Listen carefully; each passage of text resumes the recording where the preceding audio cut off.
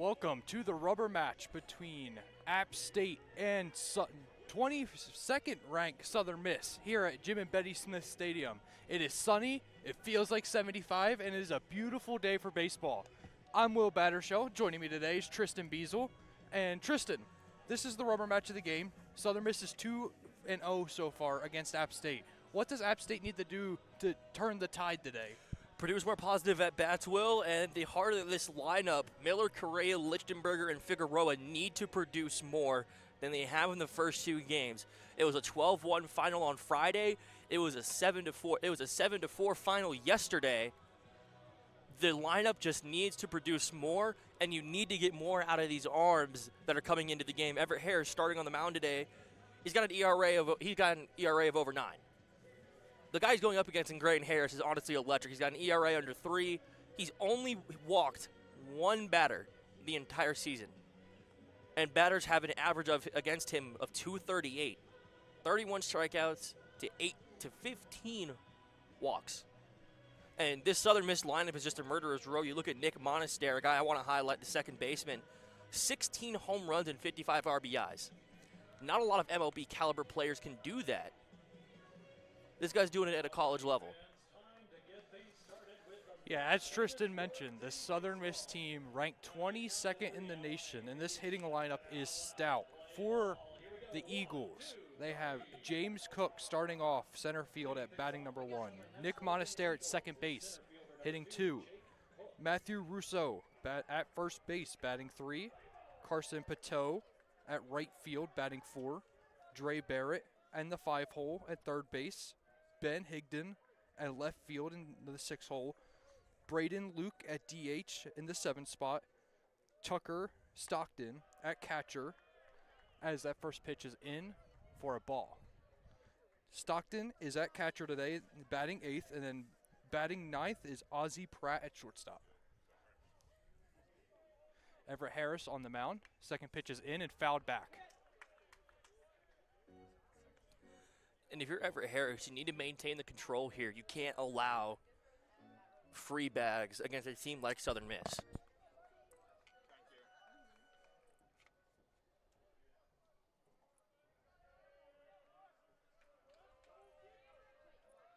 Harris is set. The pitch. Misses outside with the breaking ball for ball 2. And if you're Jake Cook, a guy who's batting .361 on the year, no home runs but 15 RBIs, he's got 56 hits on the year. Look for him to produce here. That ball's popped up, left field side. Under it is Figueroa, and he catches it at the warning track for out number 1. Thought he had just enough there coming off the bat, but Figueroa just there to track it down in the sun. That's going to be the biggest challenge for these outfielders today, is tracking that ball in the sun with it directly in your eyes.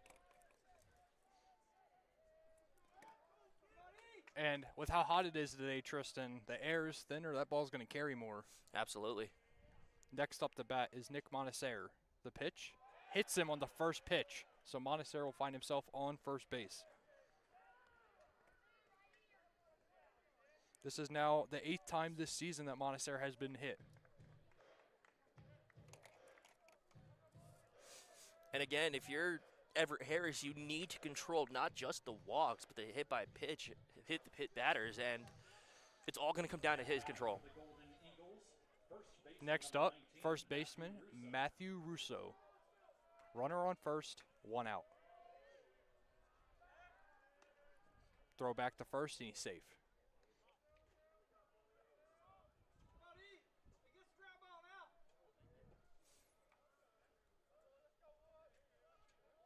Harris sets, checks the runner, the pitch, and it is outside for ball 1. App State for defense today. Harris is on the mound, throwing to Braxton Church. That's the battery for the day. Juan Correa is at first, Zamora second. Tanner McCammon makes the start at third. Lichtenberger at short, as that is a swing and a miss for strike 1. Hefty swing and a miss there by Russo and Will. You heard me say it a lot when we were at the game yesterday. These guys like the balls that are being thrown, just not enough to hit them. Back to the App State defense. Lichtenberger, shortstop. And then the outfield is rounded off by Tyler Figueroa in left, Charlie Evans at center, and Riley Luft in right field. As that's a throwback and no tag, so he is safe. Count is 1-1 with 1 out and a runner on first for Matthew Russo. The pitch, it's a lined out the left field. Luft on the run, he cannot get there. Gets it on one bounce, throws it in. And Montessori goes from first to third on the play. So now the Golden Eagles have runners on the corner with 1 out.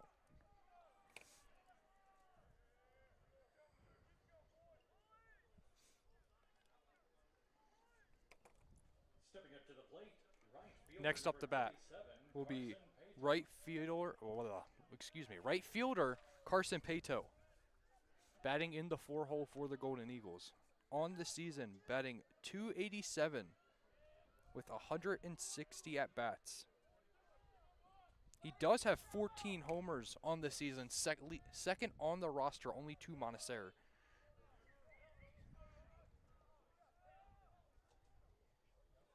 The pitch, and it's a foul tip for strike one. And if you're App State right now, you're Everett Harris and Braxton Church at battery, you can't allow any pass balls with a speedy guy like Montessori right there at third, 90 feet from home. Not a big lead at first. The throw by Everett Harris, and it's a low and inside for ball one.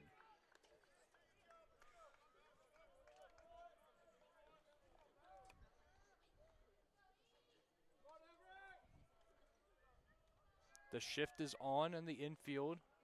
Lichtenberger playing behind second base for the left-handed batters. That's ball two outside. And again, this has been an issue for Everett Harris all season. I mean, he's issuing free passes to guys and hasn't seemed to have the control down for most of the games that he's started in so far this year. The pitch, lined out the Riley Luft, and it's on one bounce. Luft gets it back in. Runners will advance. 1 run scores. Runners at first and second. And again, if you're not just this App State defense, but if you're Everett Harris on the mound, you don't want to let these guys get out to an extensive lead to start the game off. You don't want to be not only issuing free passes, but giving out free hanging balls down the center of the plate. Next up to bat, the righty, Dre Barrett, with the runners at first and second, 1 out. Southern Miss is currently up 1-0 here in the top of the first. Harris sets the pitch, swing and a miss by Barrett. Man, he put his all into that one.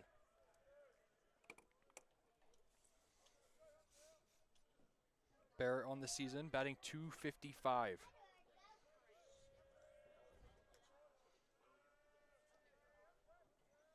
Harris checks the runner, the pitch, and it's going to be low and bouncing in the turf for ball one. And I keep highlighting the defense for App State. You've got basically an unknown in Tanner McCammon at the hot corner, the sophomore, but then you have Lichtenberger and Zamora in your middle infield and Correa at first. You need to be able to get these double play balls to get out of these tight situations. The set, the pitch, and it's going to be low and inside for ball two.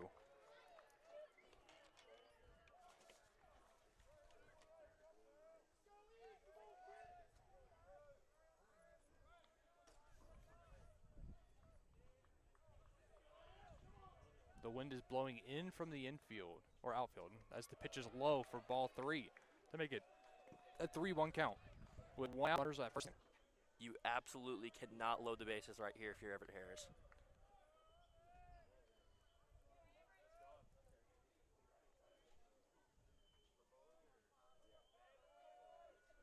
The set, the pitch, grounded, left field side, and it's fair. That ball's going to go all the way to the corner. Oh, never mind, they reversed it, and it's foul. It's just going to make the count now at 3-2. It's kind of weird, Tristan. Everybody was acting like that went fair. Yeah, me too. I mean, I was already getting my scorecard set to bring Russo home. From where we're sitting, we looked down and we saw the third base coach sending runners, and there was no signal right away, so a little bit of confusion there. But now it's a full count on Barrett. By Harris. It's inside for ball 4. It's going to load the bases.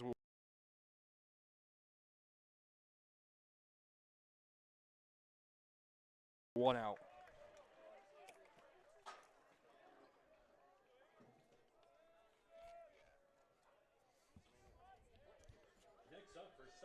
With the bases loaded, next up is Ben Higdon, batting from the left-handed batter box. The infield in doubles.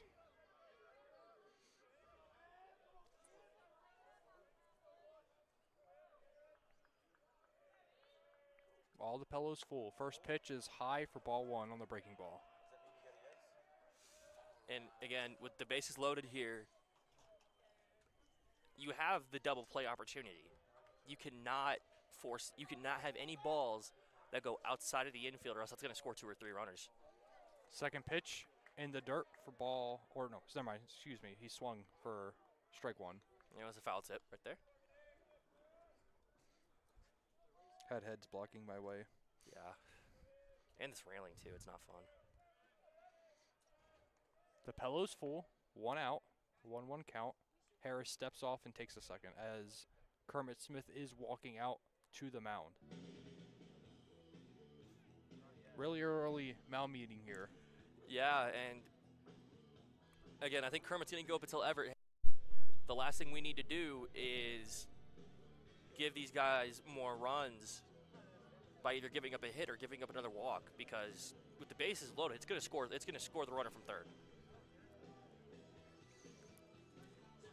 Worst case scenario, if you're the Mountaineers here, you just try to get 1 out at least. At the very least, to get a productive, just get like a productive out, honestly. Get something productive. Home plate umpire, Daniel Cricks, walks out to the mound meeting to break it up. Jason Bradley is at third, and Nicholas Catcher is at first today for the refs.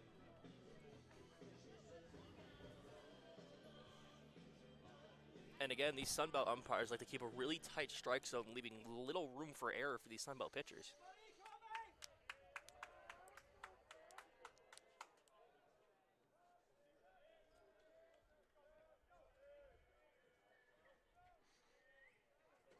Harris sets the pitch, and it is grounded to Harris. He goes home, gets out at home. Braxton Church the first, and they do not get the runner at first. So bases will remain loaded. No one will score, and there's now 2 outs. Beautiful heads-up play there by Everett Harris to field that ground ball and instantly go home, saving another run from scoring.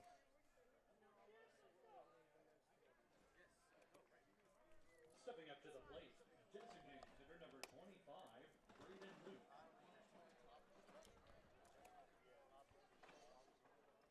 Successful mound visit there by Kermit Smith.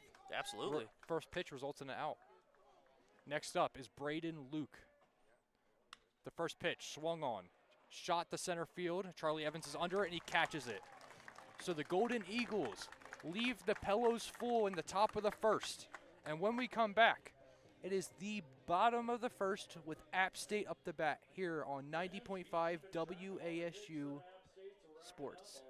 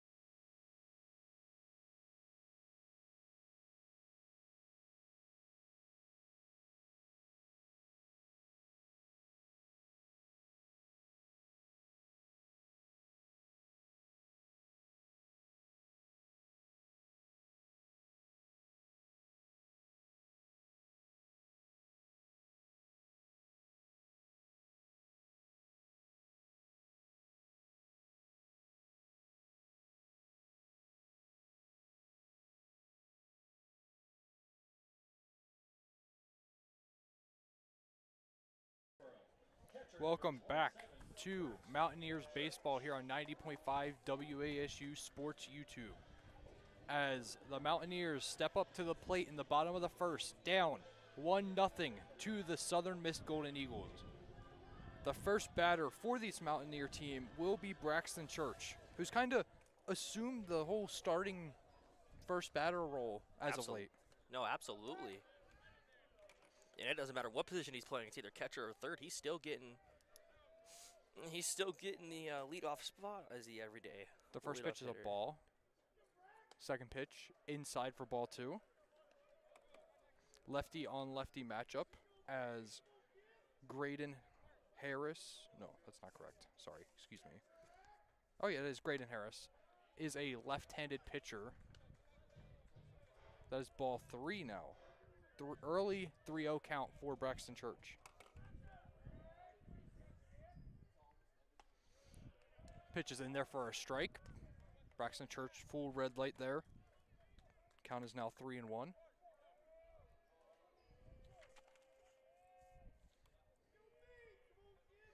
Pitch inside. Braxton Church gets a walk to start off the day for the Mountaineers. And again, that is the second pitcher he has walked all season. Second batter. Second batter he's walked all season, excuse me. Next up, Joseph Zamora batting from the right-handed batter box as he is a switch hitter facing the lefty. Braxton Church at first. He is a threat to steal a bag. Six stolen bases on 10 attempts so far this year. The pitch. Popped up left field side, or right field side. And it's just an average routine fly ball for Pateau, and that's going to be out number 1.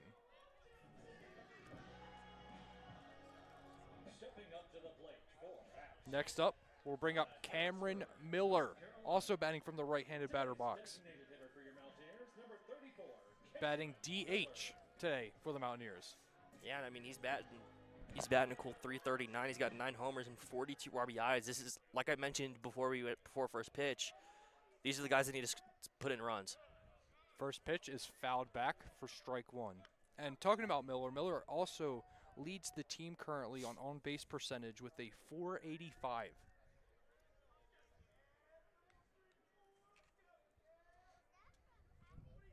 Harris sets, throws over the first, no contest.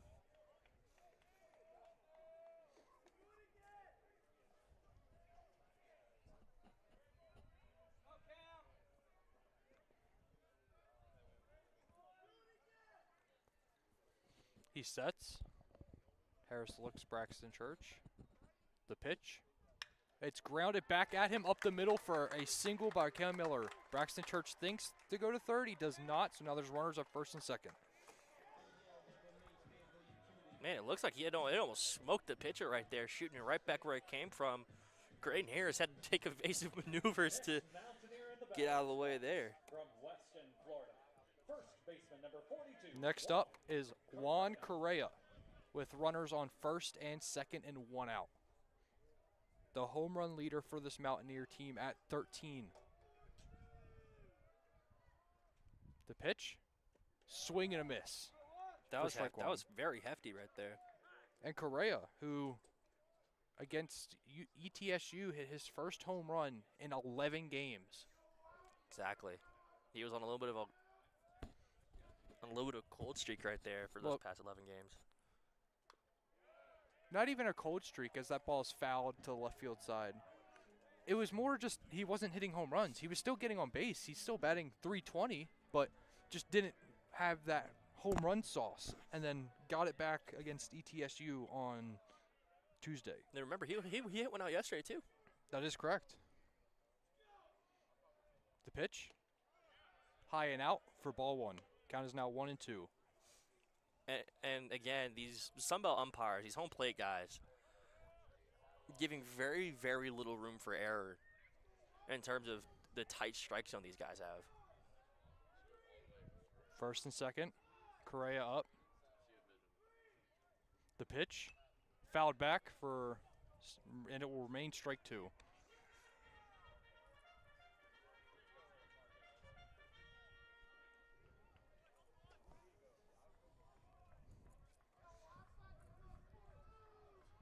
Juan Correa also leads the teams on RBIs so far this season with 48. The pitch, grounded to short, to second, over to first, double play. That's a 6-4-3 double play to end the inning for the Golden Eagles.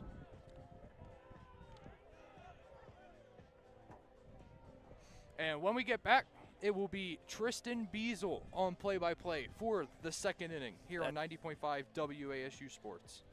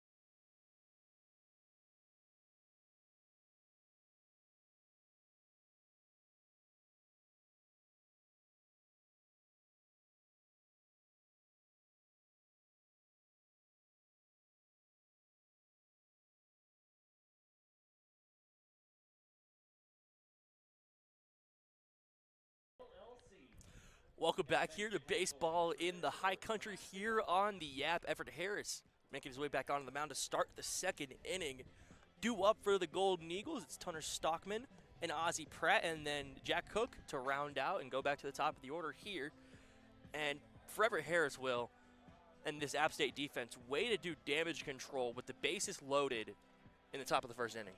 Yeah, Everett Harris worked himself into a kind of a sticky situation, loading the bases with one out, and then is able to get the fielder's choice, which got the second out and got the runner at home, so the run didn't score, and then followed that up by a line out to Charlie Evans in center field. So it was good pitching by Everett Harris. First pitch, that one shot back over the press box here, and that's going to be strike one.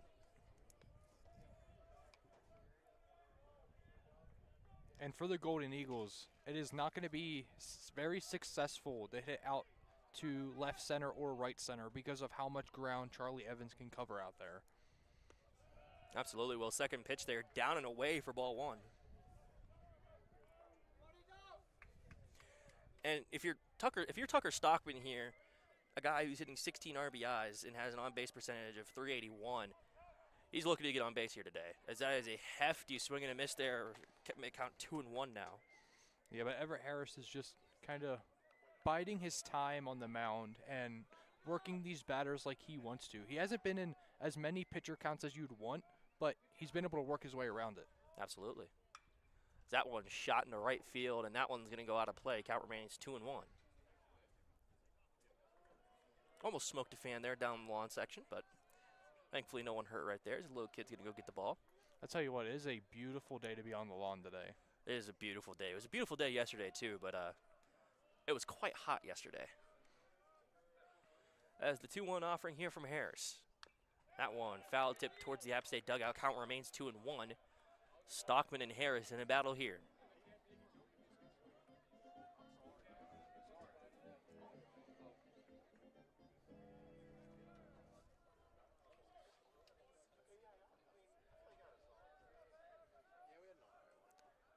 Two-one offering here from Harris.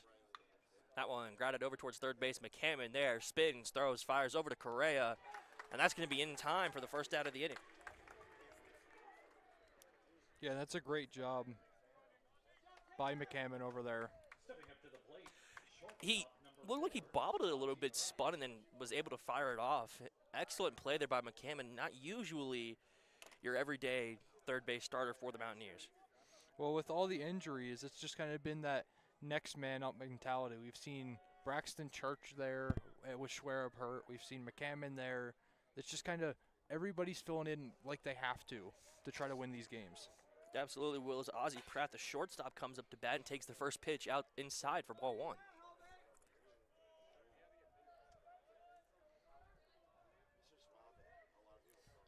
the 1-0 offering here from Harris. Swung on, pop back towards us, and that one's going to hit that little back lawn right there. Count is now even at 1. Looks like everybody's getting souvenirs here today. Well, Yeah, the Southern Miss team really likes to swing and be aggressive at the plate, so we are going to see a lot of foul balls today. that's why they're the 22nd team in the country. The 1-1 offering here. That one, another foul tip shot back. Count is now 2-1. And I mean, Everett Harris has done an excellent job of getting an advantageous counts and forcing these guys to swing. As the 2-1 offering from Harris. 10 seconds on the pitch clock. Kicks and fires. That one down and away. Count is even at 2. He's definitely done better this inning. Last inning, he worked himself into a lot of batter counts and was figured out a way to get out of them. So he went a little more aggressive approach this inning, and it's worked for him so far. Absolutely. Everett Harris in his zone right now. The 2-2 offering, one away here. And that one got him. Everett Harris hits Ozzie Pratt there. And Pratt's going to take his base, and that's going to bring up Jake Cook, and that's going to bring up the top of the order here for the Golden Eagles. Yeah, second hit by pitch today for the Golden Eagles. Top of the order for Southern Miss, center fielder number 2, Jake Cook. The center fielder, Jake Cook, coming out. He popped out to left field in his first at-bat. And again, for Everett Harris, you need to limit these free bases. This is what happened in the first inning. It's why the Mountaineers are down 1-0 right now. As the first pitch delivery to Cook, Everett fires. That one in there for strike 1. Yeah, that's a good way to start the at-bat. A high and in fastball on the lefty. Can't do anything with it. Gonna force him to look at that all day, every day. The 1-0. Or the 0-1, excuse me. 0-1 pitch. Down and away, count is even. Nothing but sticks on the scoreboard here in the top of the second inning. 1 away, 1 ball, 1 strike, 1 run for the Golden Eagles.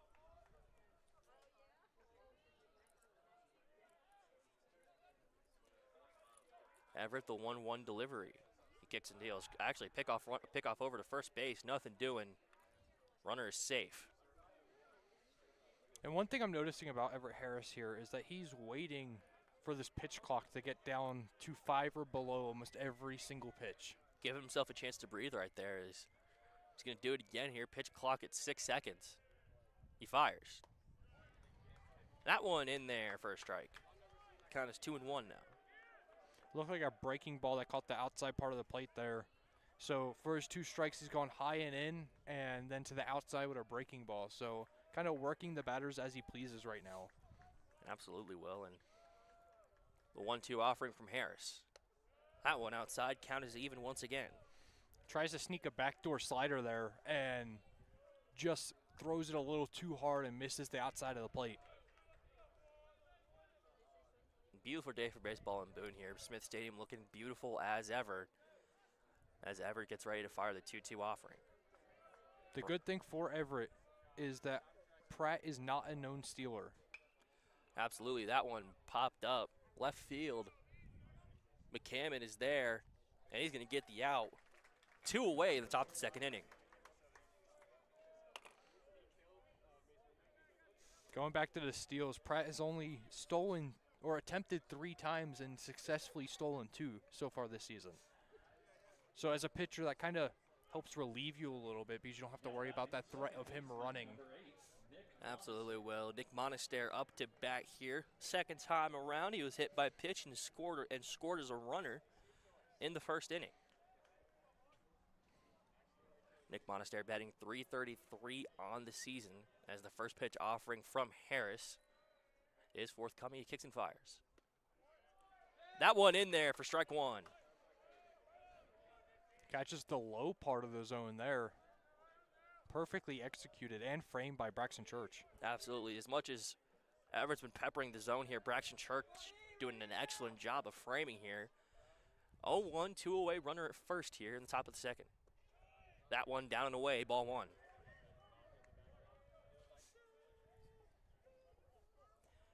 Pratt is at first base, 2 away. Golden Eagles have a 1-0 lead. As Everett's just going to wind down the pitch clock here. Montessori waits the 1-1 delivery. That one's shot into center field. That one's going to touch down and get down for a base hit. Runners at first and second, 2 away. Montessori on base the second time this afternoon. Yeah, and that ball was just on the screws, straight to Charlie Evans. Just Evans playing at normal depth, and that was a straight line drive, so it drops down right in front of him. Absolutely nothing you could do there for Charlie Evans there. I mean, he could track that down only one and lay out for it, but excellent job by Nick Monaster to punch that ball right back where it came from, and that's going to bring up the first baseman, Matthew Russo. He hit a single in the first inning.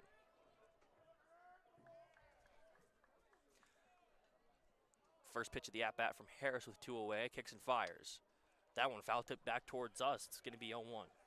Yeah, and for Russo, you see App State's defense has the heavy shift on. Lichtenberger holding the runner on at second. Zamora is basically in shallow right field, and Correa is playing on the edge of the turf at first. Trying to prevent this pull hitter from sneaking one over their heads in the infield. As that pitch is up and away for ball 1. Count is even. Runners at first and second, 2 down. Everett Harris doing an excellent job of damage control here to prevent Southern Miss from expanding on this 1-0 lead. As the 1-1 delivery from Harris. That one, hefty swing and a miss.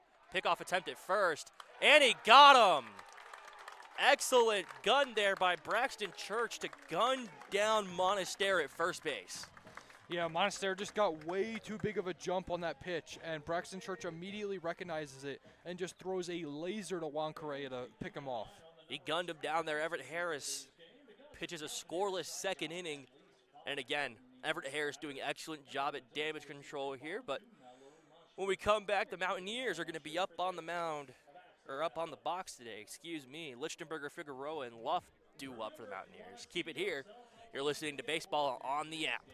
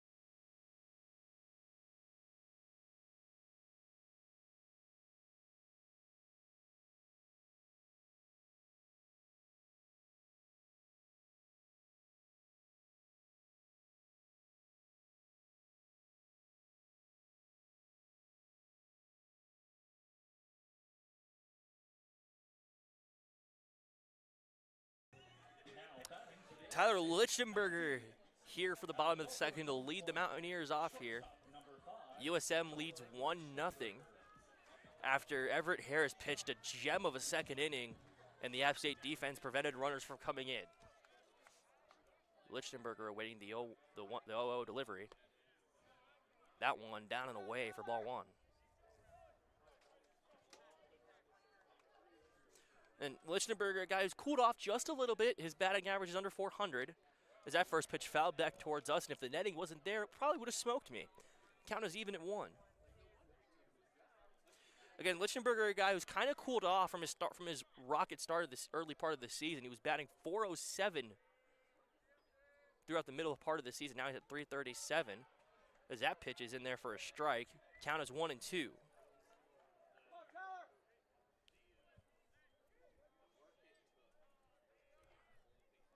Yeah, and you say he cooled off, but I mean, he's still batting .377. As he swings and misses right there, that's a strikeout. First of the day for Harris.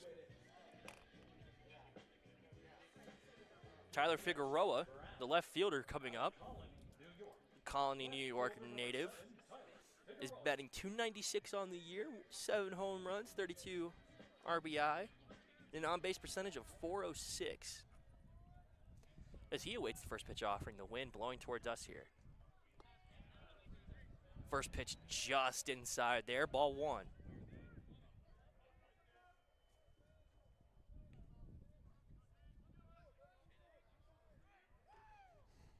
The 1-0. That one shot back just over the netting, and that's going to make the count 2-1. Or 1-1, excuse me.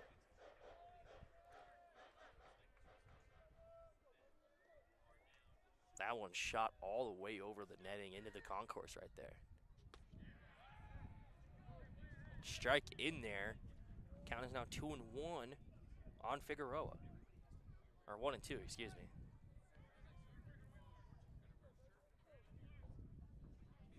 The 1-2 delivery to Figueroa. Harris kicks and deals. That one in there, got him looking. Figueroa goes down on strikes. And Graydon Harris has found the strike zone, and he has just been painting it since he has found it. Absolutely, and these Mountaineer hitters look kind of clueless on the plate here today. Riley Luft comes up to bat for the Mountaineers. .289, 1 homer on the year, on base percentage of .358. Let's see if he can get something going here with 2 outs in the inning. That one shot back towards the parking lot. Count is 0-1.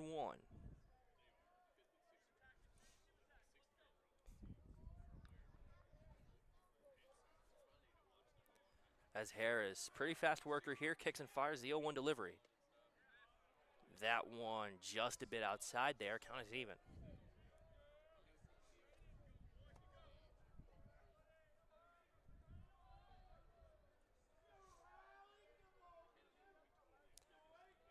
The 1-1 delivery here.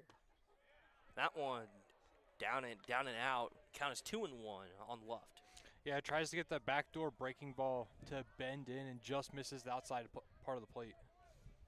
Count is 2-1 here. The delivery to Luft. That one shot through the third base gap. That's going to touch down for a hit.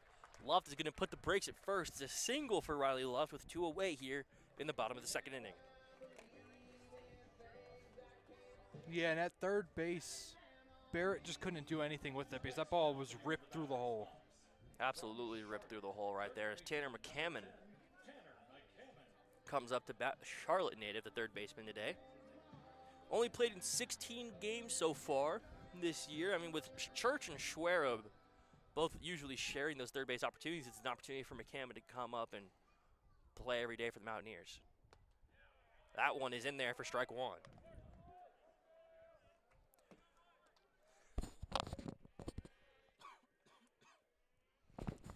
And McCammon's a guy who hasn't gotten a lot of opportunities to see if he can make the best of this one today as the 0-1 delivery comes.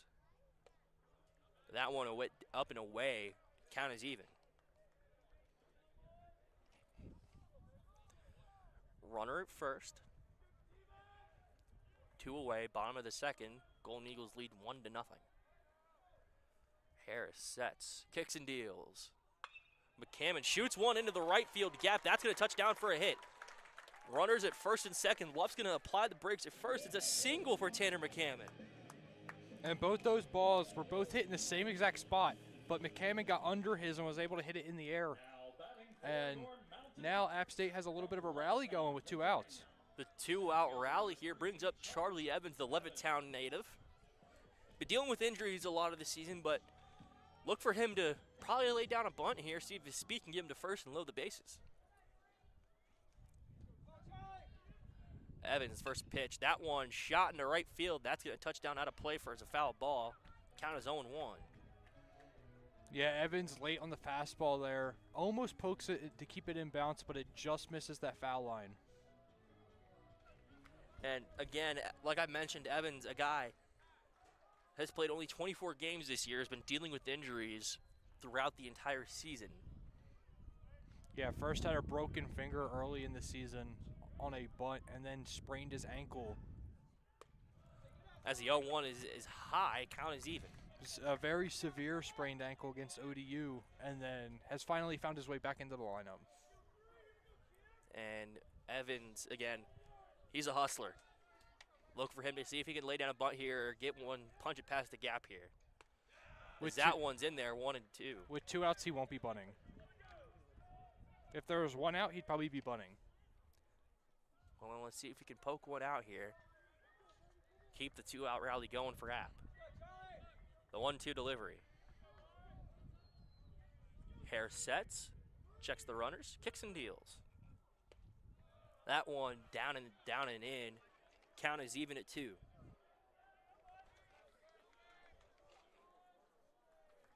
And again, if you're App, you really need the bottom part of this lineup to produce and get on base to bring this very strong top of the lineup to get some runs across the board. Harris fires. That one shot into right field. Very shallow fly ball here. And Ben Higdon is going to come down with it, and that's going to do it for the inning. App State puts runners at first and second, but can't get nothing going with the 2-out rally. Keep it here as Southern Miss approaches the plate for the top of the 3rd inning. Keep it here. You're listening to 90.5 WACU Sports on YouTube.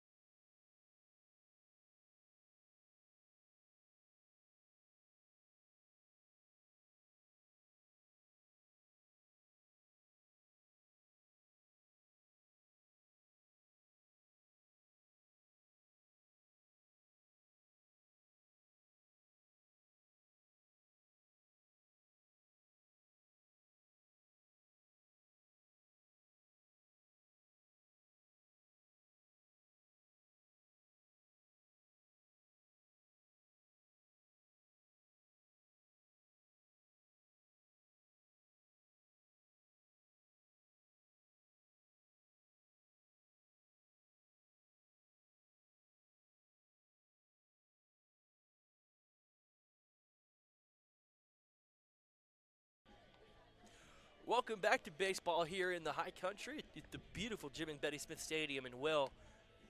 You were usually inside. We're outside today. How hot is it?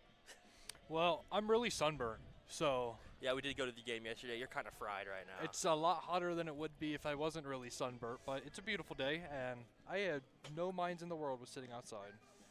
I kind of love it. I'm not going to lie. It's Matthew Russo. Matthew Russo comes up to bat here for the Golden Eagles. Harris gets set. He kicks and fires. First pitch. Down and away there. Ball 1. And again, Everett Harris has done a good job throughout the first 2 innings of limiting the damage against this very potent Southern Miss lineup. As the 1-0 is in there. Away for ball 2. Yeah, his only problem is that a lot of these batters he's faced, he's got into batter-friendly counts early in them. So he kind of has to work harder to try to get those outs. Indeed he has. I mean, he had a couple productive at-bats here, but as that first pitch shot hard foul right side, count is 2-1. And for a guy like Everett Harris, who has issues with his control most days, you really want to see if he can start peppering the box and get these guys to swing at different pitches as the 2-1 is forthcoming. He kicks and deals. That one shot into right field. That one's got a chance. Back at the track, at the wall, and that one is gone. Matthew Russo pops one out, and it is a 2-0 Southern Miss lead. And that exactly is why he's been trying to throw around the box and not peppering it, because this Southern Miss team is a bunch of ballers, and we see it there with Russo as he just cranks that baseball over right field. That is his 12th home run on the season. It's going to give the Golden Eagles a 2-0 lead as Carson Pato comes up for the Golden Eagles. He plays in right field. Yeah, that's part of the reason why we've seen Harris kind of work into these batter-friendly counts because he's pitching around these batters because of how good this lineup is. Absolutely. Russo gets the first pitch delivery here. He kicks and deals. That one shot into right field. Back at the track at the wall, and that one's going to go foul. Yeah, Patel tries to go back-to-back on back-to-back pitches and just misses it, as it had the length, but it did not have the accuracy. Wind probably pushed it out just that little tick right and kept it from getting out. You're just joining us. Matthew Russo put one out. The Golden Eagles lead 2-0. They have 4 hits on the evening, or on the afternoon, excuse me. Harris can kick and fire here. The 0-1. That one high, count is even. Carson Pateau, a guy, he has 45 RBI and 14 home runs on the year. He's got an on-base percentage just over 400. Very scary guy to get on base. As that one is just outside, count is 2-1. Yeah, that pitch looked really good from up here. Just had to be just barely off the plate. Just a bit outside there for Everett Harris as he gets ready to deliver the 2-1 pitch here. That one outside, count is 3-1. Yeah, that one was more outside. That one looked like a breaking ball. He tried to push back in the back door and just couldn't get it. As Harris gets ready to deliver the 3-1 offering here to Carson Pateau. The 3-1. That one shot up into left field, shallow left field. Running over there, excuse me, is Figueroa. And that's going to be second out of the inning.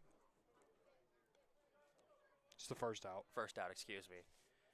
Next up to bat. And again, Everett Harris, he works into these batter-friendly counts, Will, but he still finds a way to get out of it.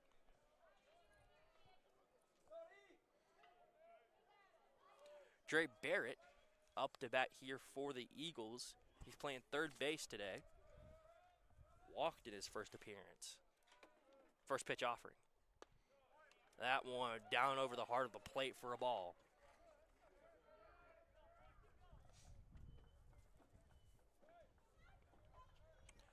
Dre Barrett looking to get on base and potentially be a run that extends the Southern Miss lead, the 1-0 pitch. Yeah, in his first at-bat, he drew a walk and got 2 second on the fielder's choice by Braden Luke, but could not advance any farther.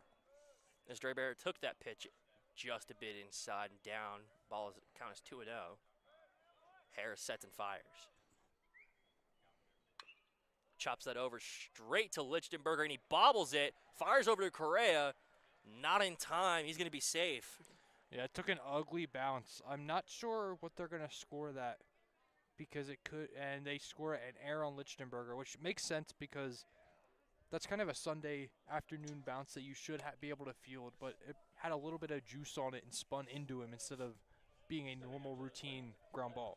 I mean, he absolutely chopped it towards Lichtenberger, but Lichtenberger's got to be able to make that play there as there's a runner on first, one away, and that's going to bring up Ben Higdon. Higdon grounded into a fielder's choice in the first inning. First pitch offer and forthcoming from Everett Harris. Runner at first. No lead. Everett steps off the mound. We're gonna try this one again. Again, one away here. Runner at first. One down. First pitch from Harris. That one in there for strike one. And again, for Everett Harris, he's trying to pitch around these guys. He's going to want to be able to, especially against these same-sided hitters, be able to get quick outs. Runner leads at first, the 0-1 delivery. Harris fires. That one hefty swing and a miss there. Count is 0-2. Yeah, this Southern Miss lineup has a lot of lefties in it. So Everett Harris is going to have this same side matchup quite often. Absolutely. He's going to have to find his way around it. And once again, limit the damage as the 0-2 offering comes to Higdon. That one down and away. Count is 1-2.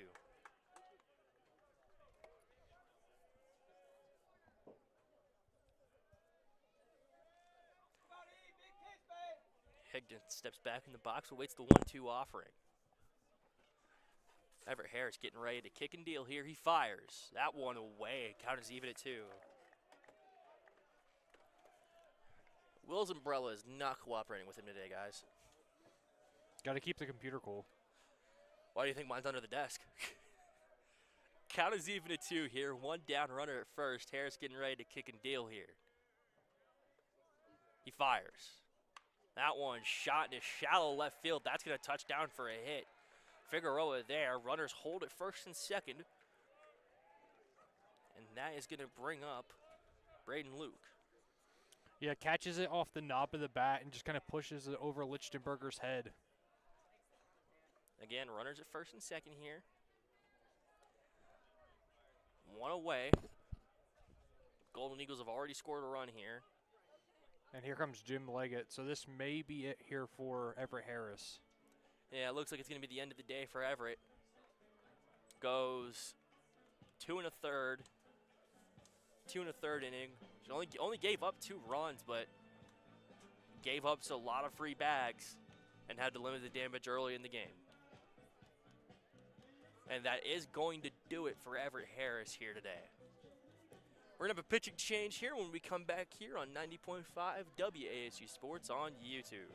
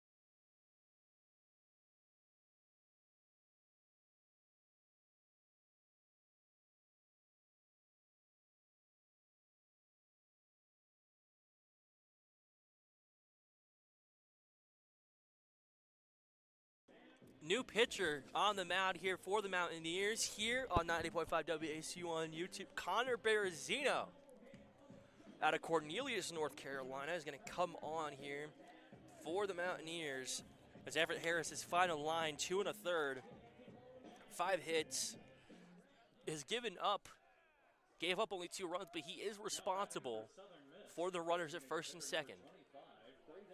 Braden Luke is up for the Mountaineers. Runners at first and second.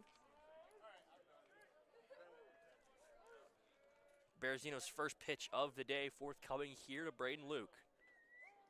He kicks and deals. That one high for ball 1. Braden Luke is a guy, he's hitting .312 on the year, 1 home run and 5 RBIs, but he still gets on base at a .398, at a .421 clip. As the 1-0 delivery here to Luke is shot right back towards us. And that one almost hit a car. Count is now even at 1. As Will Battershaw is going to rejoin me here. Connor Berezino, Will, is on the mound here for the Mountaineers. And not a rough day, but a tough day here if you're Everett Harris. Yeah, and I mean, you got to think he's going against one of the best opponents he'll probably ever face in number 22 ranked Southern Miss. So even though he didn't have the day he wanted, this will be great for when App State heads towards the conference tournament later in May. No, absolutely will, and gives a lot of these guys an opportunity to face these batters for the first time this year. As the 2-1 is swung on and missed there for strike 2. Count is even. And again, if you're just joining us, pitching change here for the Mountaineers with runners at first and second. Connor Berezino steps in, but Everett Harris will be responsible for the runners if they score. As the 2-2 delivery is high for ball 3. Count is full for Braden Luke. And Berezino, his last start was against ETSU on Tuesday, had 1 hit, 1 run, 1 earned run, 1 walk, 1 strikeout. Whole lots of ones. Whole lot of ones. Is that one shot into shallow center field? 3 men converge on it. That's Zamora, and Zamora dives forward and can't get it. And he looks to be a little bit shaken up right there, as Evans is going to help him up. Yeah, and that ball just kind of dropped into no man's land. And all Lichtenberger, Zamora, and Charlie Evans just could not get there. Absolutely will, and that's going to be scored as a hit there, as it wasn't a fielding error. So it's going to be 6 hits on the day here for the Golden Eagles already, as we're in the top of the 3rd inning. Batting catcher number 36, Tucker Stockman. Tucker Stockman up to bat for the Mountaineers. He grounded out in his first appearance. Yeah, Berezino's been kind of on a hot streak out of the bullpen lately. In his last 6 games, he's only allowed 1 or less runs per start. Or not per start, but per appearance. First pitch there is high for ball 1 to Tucker Stockman. And of those 6 appearances, there's only 3 times that he's given up a run. As Berezino is in a little bit of trouble here, inheriting Everett Harris's 2-run situation, now with 3 runners. As that one shot back towards us, that's another foul ball. Count is even at 1. The runner on third does not count as a earned run, though. Just remember that. That will go as an unearned run if if Barrett scores from third. As Berezino gets ready to kick and deal here. The 1-1. In there, strike 2. That's a beautiful breaking ball. Just kind of freezes Stockman, and he doesn't know what to do with it, and gets that strike to get ahead in the count. Definitely will, and Berezino, a guy who is looking to get out of this tough situation with runners everywhere. Pillows are all loaded here. As that one, did he go? Yes, he did. Check swing went around. And that's strikeout number 1 on the evening for Southern Miss. Brings up shortstop number 4, Ozzie Pratt. Ozzie Pratt up to bat here for the Mountaineers.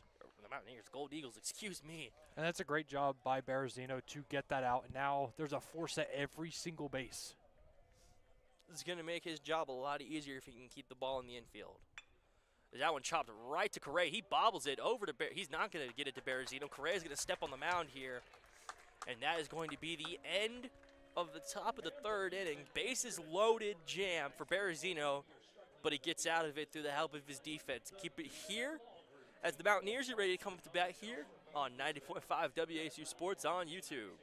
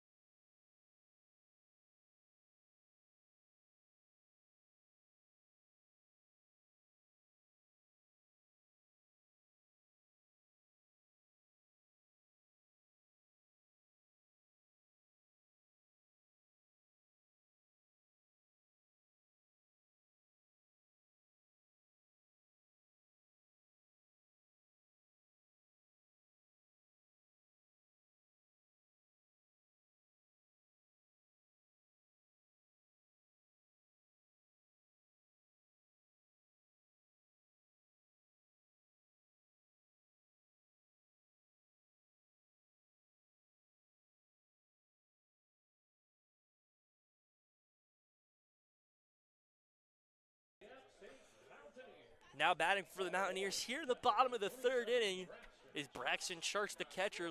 Top of the order here for the Mountaineers. If you're just joining us, Southern Miss now leads 2-0 off a Matthew Russo home run at the leadoff spot for the third inning. And Will, I gotta tell you, I am absolutely adoring Braxton Church's walk-up song. First pitch in there. Check swing, did he go? No, he didn't. Count as 1-0.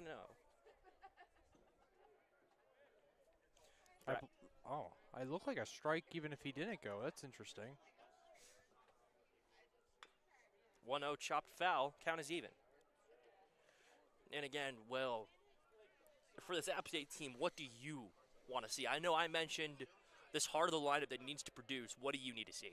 I mean, I think they're doing a great job right now. They just need to get the runs across. They're leaving too many runners on base so far, so that's their biggest thing. Is if you get those runners on base, you need to score them. Right now they have 3 runners left on base and none have scored. Yep, and that one chopped over the first base side, and that's going to be a foul ball. As the right fielder throws one in to the lawn as the score is 2-0.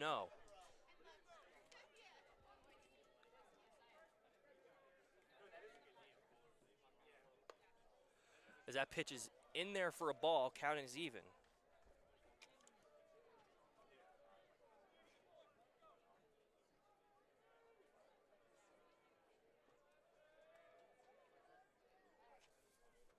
Two delivery, just a bit under it. 3-2, count is full for Braxton Church. Southern Miss leads 2-0 here. 3-2 for Braxton Church. Harris kicks and fires. And Braxton Church is going to take his free base. Second walk of the evening. He's been on base twice. Yeah, both of them have been walks. Runner at first for Joseph Zamora. Big Za, the Miami native. And Braxton Church now is third on the team with walks, sitting at 27 so far this season. That is a crazy statistic to get that many free bags. He is third on our team, and he would be leading Southern Miss in walks. That's crazy. As Zamora's going to chop one over the third base side. That's going to be foul towards the App State bullpen. For App State, the leader in walks is Cameron Miller, followed by Tyler Figueroa at 31 and 30. That is crazy. As Zamora awaits the 0-1 delivery. 2-0 lead for Southern Miss, runner at first. That one, another foul chop over to the third base line. Count is 0-2.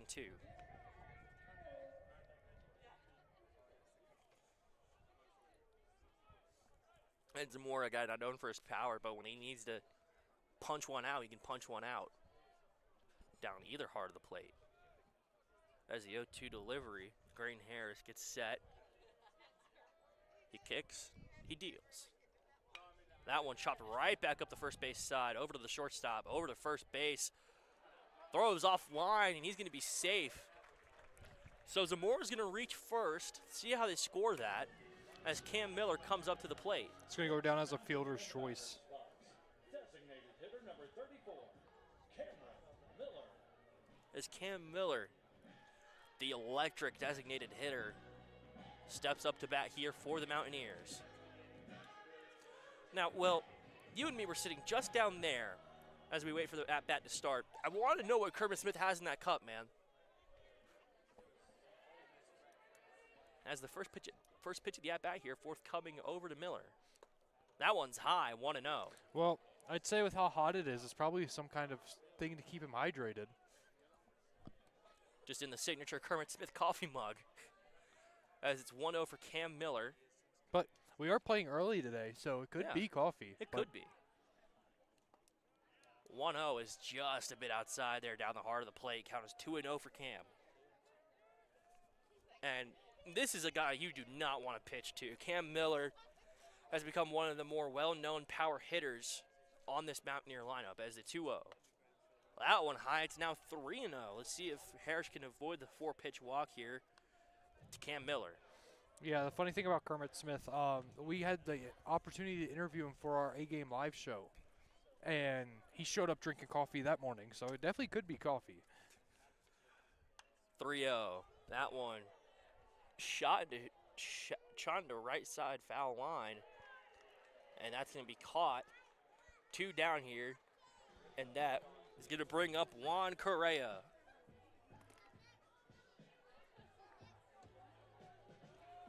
Juanco, a guy who's finally been able to push some balls out of the field.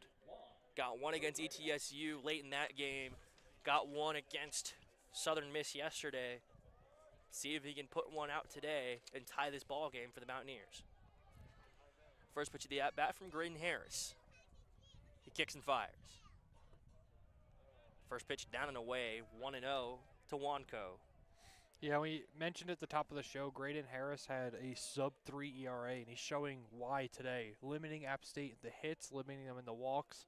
He's just been phenomenal all around. Absolutely. Pickoff attempt at first, nothing doing. Zamora is safe.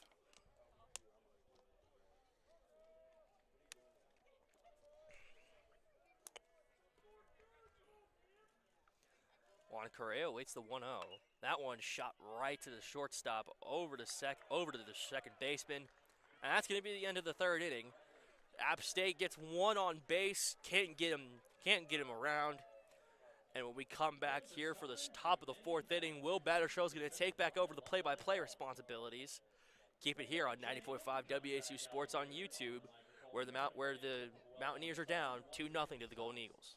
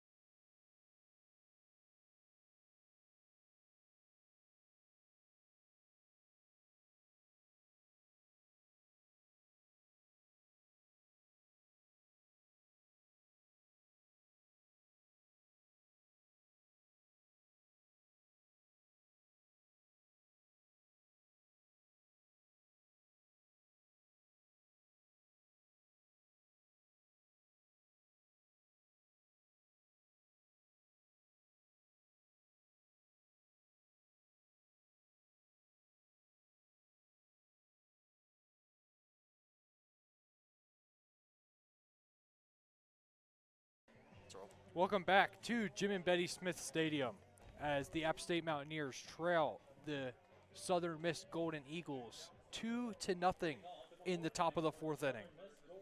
Leading off for the Eagles will be Jake Cook at the top of the lineup for now the third time today. And again, for Southern Miss, they've just been running through the lineup here and making Everett work a lot harder. Berezino, excuse me. Berezino's first pitch is low and inside for ball one. As today, Jake Cook has a fly out to Figueroa, and then he popped up to McCammon at third. That ball's outside for ball two. And I keep saying it, you just have to limit the free passes and the App State issues. I mean, this team is known for issuing free passes and the pitchers working themselves into hitter-friendly counts. You have to limit that today against a potent lineup.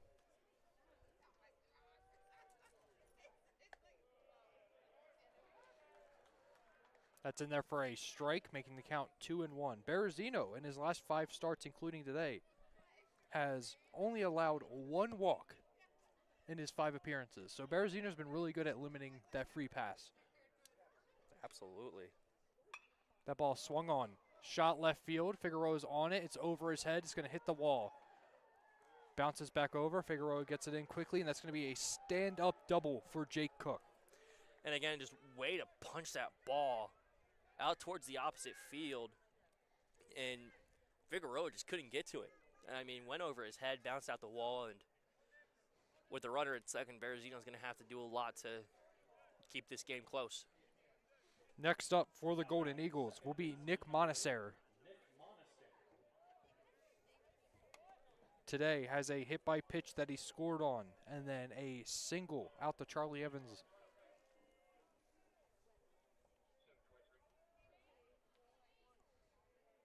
The pitch, too high, ball one. Man, he had to woe back on that one. That one looked like it would have gotten him in the face if he didn't.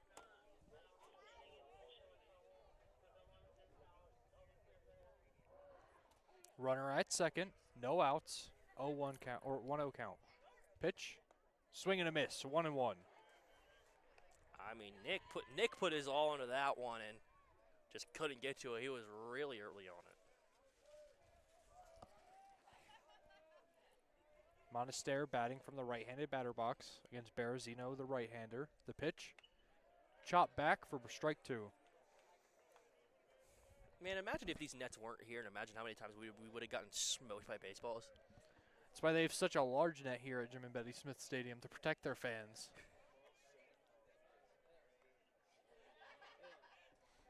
Berezino sets, checks the runner at second. The wind to pitch, and it hits him for the second time today. Nick Monaster has been hit by a pitch.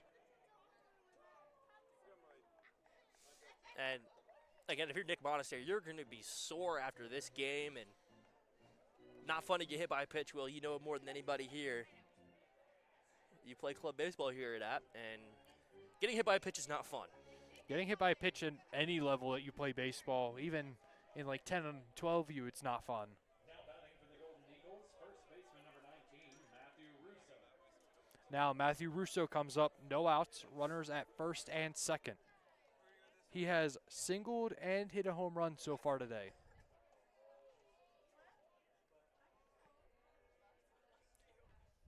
The pitch, in there for strike one.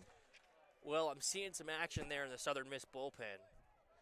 I'm seeing a whole lot of action in that Southern Miss bullpen. We see 3 different players throwing right now. I'd assume the same would be for App State's bullpen, but we are not able to see that from our vantage point. As the pitch is in, popped up, out of play.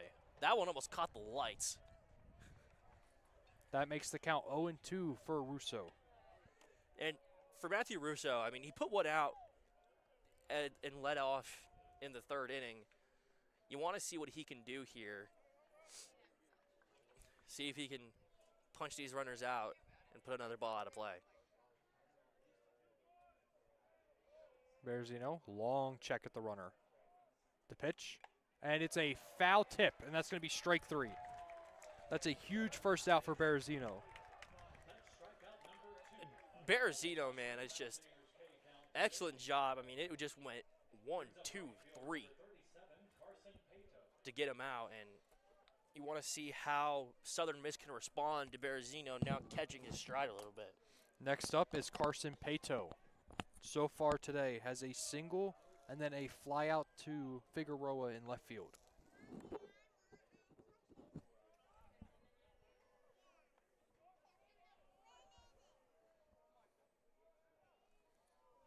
Long look back to the runner at second. The pitch, outside for ball one. And again, for Southern Miss, I mean, you want to try and put this game out of reach here, but at the same time, some of your batters have not provided in those high leverage spots. Berezino's pitch. It is popped up left field side and out of play. Into the trees. Trees are getting some souvenirs, well. Yeah, and you mentioned that the Golden Eagles haven't been able to take advantage of the runners on base. They have left 7 runners stranded so far today. And it's a 1-1 count or 1 out, and they have runners at first and second. The pitch, popped up, left field side, foul again. That one looked like it did catch the light bar.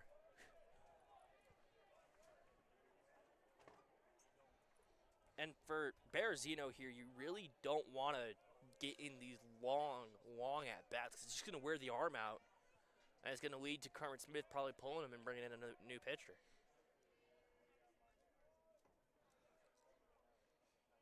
Berezino sets, throws, just misses outside. And when Berezino comes in, you got to almost expect that he's going to give you 1 to 2 pretty good innings. And so far, he's done exactly that. Exactly. I mean, he's been, again, limiting the damage. It's the big story here today for the App State pitching staff, is just limiting the damage. The pitch. High pitch fouled backwards into the parking lot. The count remains 2-2. Praying for the cars.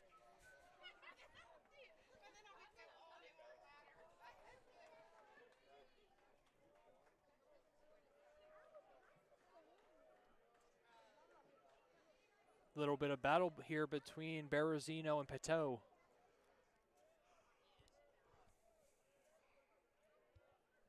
The pitch. High heat for the strikeout. That's going to be 2 down now for the Mountaineers. Nothing but straight cheddar there by Berezino to get him swinging hefty at it. That's going to bring up the third baseman, Dre Barrett, who today has a walk and reached on an error by Tyler Lichtenberger.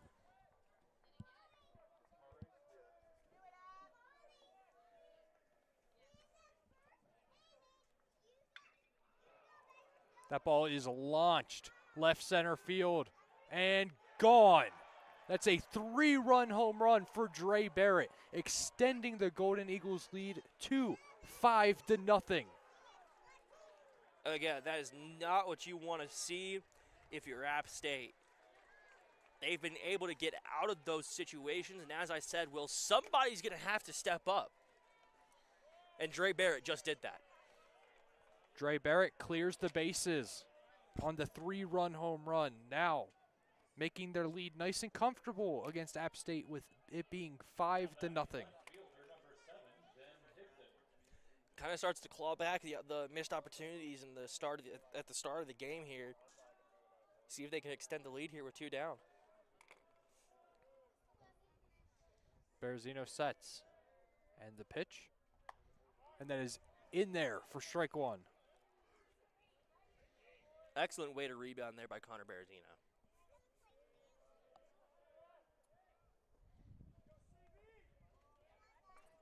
Ben Higdon in the left-handed batter box. The pitch, and that is high for ball 1.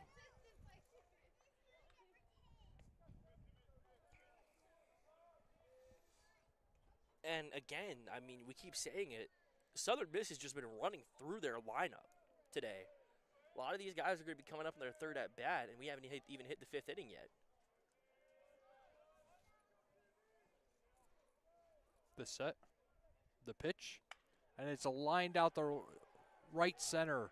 Charlie Evans on the run, meets the ball at the wall as Higdon is in with a stand-up double to continue the 2-out rally. And again, it looks like Berezino's starting to fade a little bit. You gotta get something here. The last thing you need to do is give up another couple of runs here and extend that lead for Southern Miss. Next up will be Braden Luke, who on the day so far has a line out to Charlie Evans in center and then a single to Charlie Evans in center. Next at bat for Southern Miss, designated hitter number 25, Braden Luke. And again, Braden Luke really battled in that last at bat, and Jim Leggett's going to come up here. And there's the signal for the pen. So that is going to be it for Berezino today. His final line, 1 inning and 1/3 pitched. He has 4 hits. The earned runs he is responsible for the runner on second, so that is scheduled to change. 3 strikeouts and 1 home run allowed. When we get back, it's going to be the Golden Eagles still up the bat, runner on second, and 2 outs here on 90.5 WASU Sports YouTube.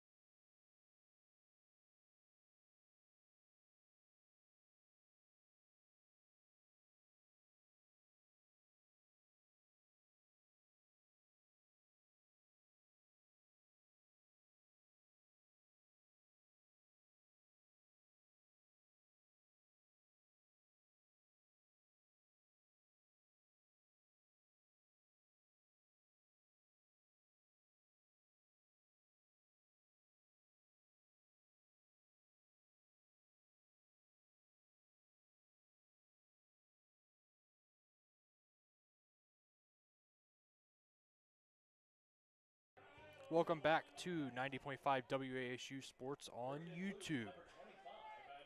The new pitcher for the Mountaineers is the graduate student Colin Welsh, as he will step onto the bump with a runner on second, 2 outs in a 5-0 deficit, facing Braden Luke. First pitch, swung and a miss for strike one. And that's how you start a day there if you're Colin Welch.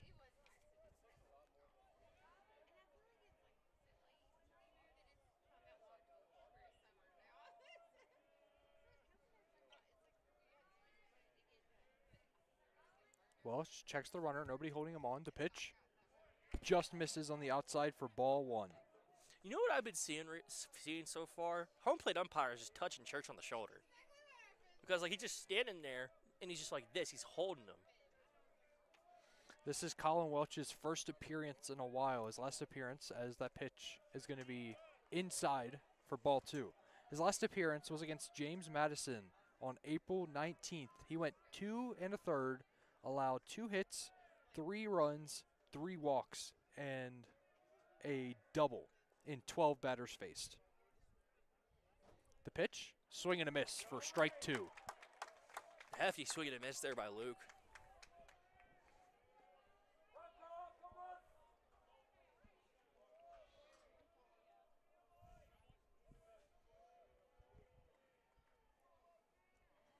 Lichtenberger behind the runner at second. The pitch. That ball is nubbed over the fence and into the broadcast booth, it sounded like, for strike two, or the remain strike two. Dude, that one went back and ricocheted and a fan caught it, so heads up play there by one of the fans. Man, everybody's getting souvenirs today. Welch sits, pitches, and it's ground down the right field line, foul. Count will remain 2-2. Hey, again, if you're calling Welch here, you really want to be able to not just battle, but win the battles. You can't win all of them, but you got to win most of them here. 2-2, 2 outs, runner on second.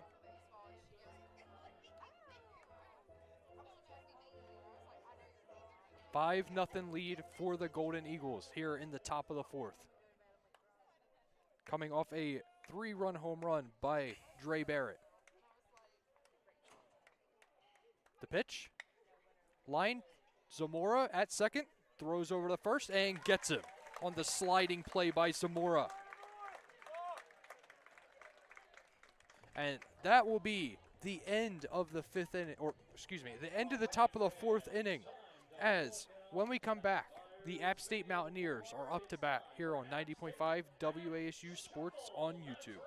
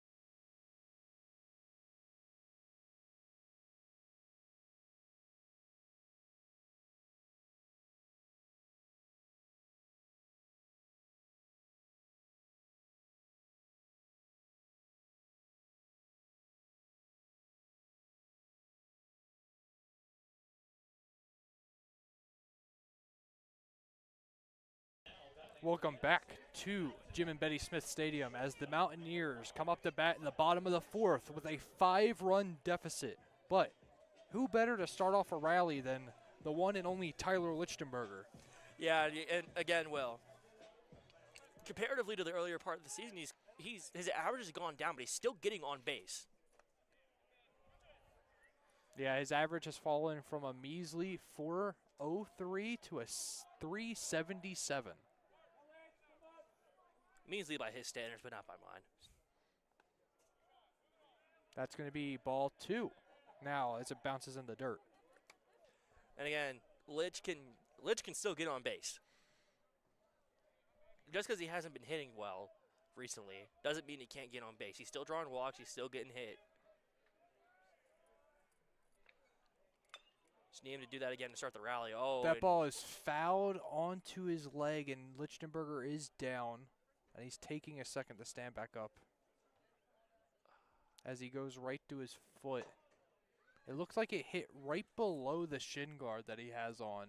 yeah, I think it caught him either right on the base of the shin or the top of the foot.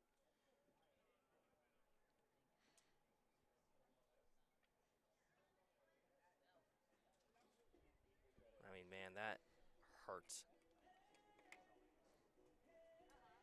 They're going to give Lichtenberger his time as he sits on the ground and just kind of stretches out his foot. It looks like he is staying in, though, because he is reapplying that shin guard. Everybody's just giving him a second because a ball off the inside of the foot never feels good.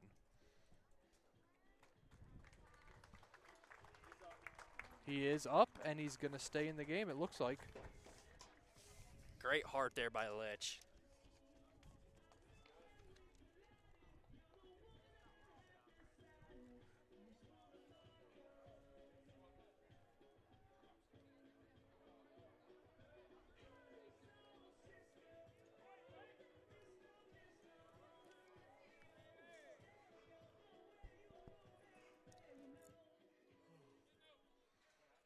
Lichtenberger is going to step back into the box with a 2-1 count here in the bottom of the fourth. Facing Graydon Harris still. And that is going to be in there for strike 2, evening up the count at 2. And again, if you're Lichtenberg, you got to fight through the pain here. It hurts, but you got to be able to battle and get on base here. Lichtenberger swings, grounds it. Soft ground ball. Nobody's covering first. Harris gets there, but it could not be fielded by Russo cleanly. So that is going to be a probable base hit there for Tyler Lichtenberger on the swinging bunt. Stepping up to the plate for App State, left fielder number 7, Tyler Figueroa. Waiting on the official scoring.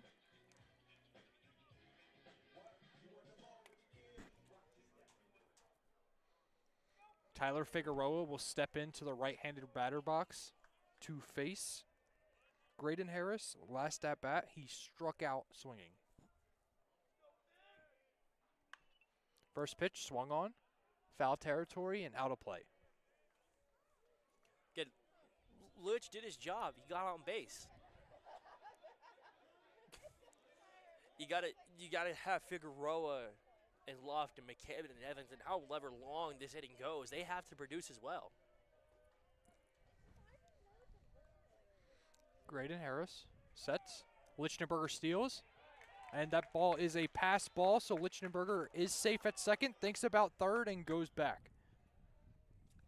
Good thing you put the brakes on at second. Last weekend, these guys were pretty errant around the base paths.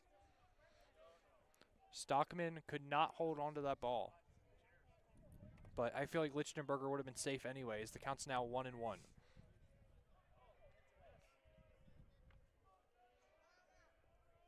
The pitch. That's going to be inside for ball 2. And it's kind of interesting. Lichtenberger had a great jump against a left-handed pitcher. You don't usually see great jumps against these lefties. And that just speaks to the talent of Tyler Lichtenberger.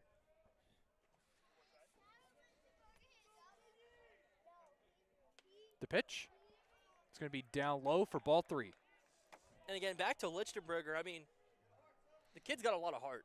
The freshman shortstop has excellent grind. He's a hustler. And even when he gets hurt, he's still doing his job. And that is 7 stolen bases and 9 attempts for him as that ball is grounded left field side and foul into the App State dugout.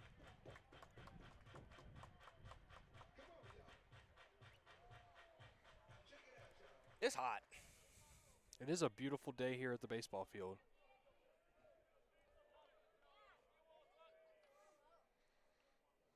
Full count for Figueroa, runner on second. The pitch, outside, ball 4. That's going to put runners at first and second now. And again, I've said it every broadcast I've been on for this App State team. The free bags, the free passes get you to the dance. That's Figueroa's 31st walk of the season, tying Cam Miller now. Again, a lot of this team has the discipline to earn walks. And they're putting it on display here. Not a lot of hits, but certainly a lot of free bags. We have a mound meeting here for the Golden Eagles, but it looks like they're going to keep Graydon Harris in with runners at first and second, no outs for Riley Luft, another freshman that has came in and has shined like a diamond for this App State team. Absolutely. The duo of Luft and Lichtenberger, the two friends from high school, I mean, those two kids have been the spark this team needs.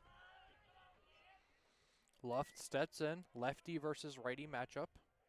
The pitch, low for ball 1. And again, this team, I keep saying it, this team is excellent at getting free bags, either getting hit, but this team gets hit a lot. But they also walk a lot. The pitch, it's grounded, hits the pitcher, shoots back to the first base gap, and now Riley Luft is stuck in a rundown here. Second back to first. Luft is tagged out at first after he was trying to run the second there on the ball that ricocheted off the pitcher, but Figueroa at second didn't run at first, and that kind of put Luft in a sticky situation there. Yeah, absolutely. It's just a confusion on the base pass there.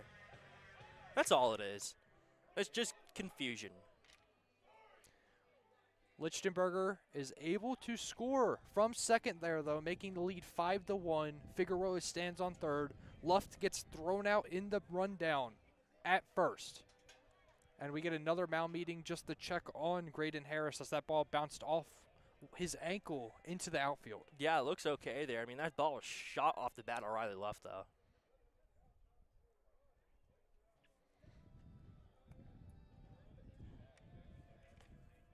Giving him a couple practice pitches here as he looks to be good. But now App State will have a runner on third, 1 out for Tanner McCammon. And again, this is just excellent for the rally for this App State team. You need these guys to start producing. Let's see if the bottom part of the lineup can do that for you.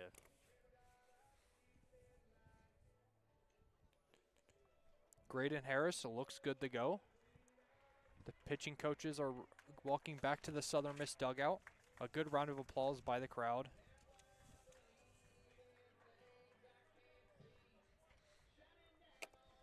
Tanner McCammon today has a single when he shot it to left field to Higdon.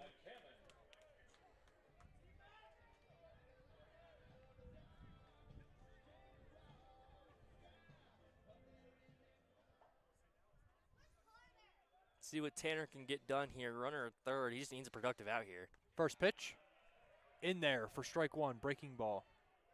Oh, that was in there. Okay.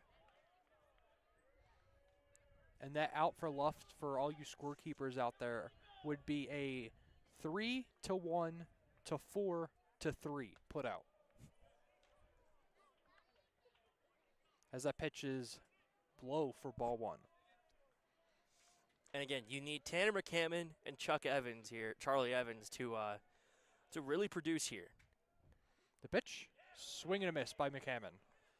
That's going to be strike 2, 1-2 with 1 out. And you just need these very, not just productive outs, but outs that's gonna bring the runner at third all the way home. Figueroa stands on third. The pitch. Check swing. No go. Ball 2. Count is now even at 2. Way to put the reins on that for Tanner McCammon.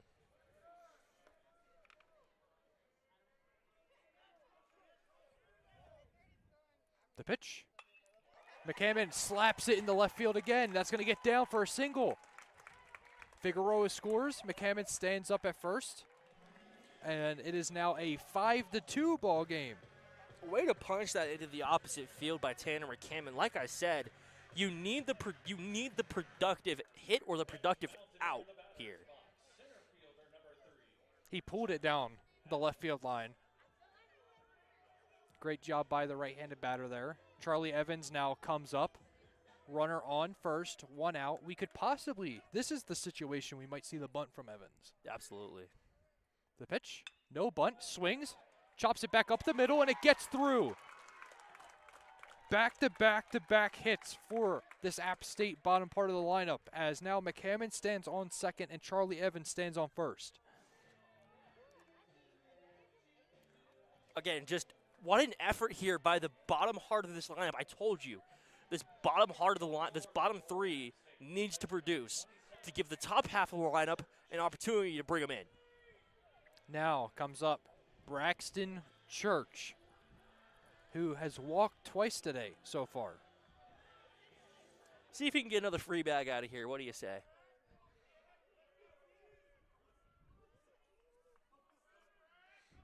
The pitch. And that is going to be in there for strike 1. And again, for a guy like Braxton Church, a guy who draws a lot of walks here, see if he can draw one again. Because once you get through Church, it's Zamora, Miller, and Correa. Yeah, and Graydon Harris now has 17 walks on the season after today as Church pops it up short right field and is caught by the second baseman in Monaster. That's now 2 outs with runners on first and second. It's going to be Joseph Zamora up to bat.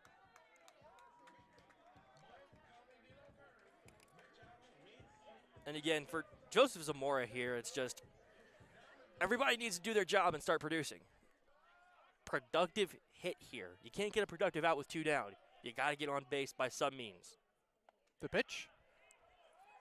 Backdoor breaking ball gets in there for strike 1. And this App State team has almost rotated through the entire lineup so far in this inning. McCammon on second, Evans on first. The pitch, outside, ball 1. 1-1 count with 2 outs for Joseph Zamora batting from the right-handed batter box. Excellent take there by Joseph Zamora.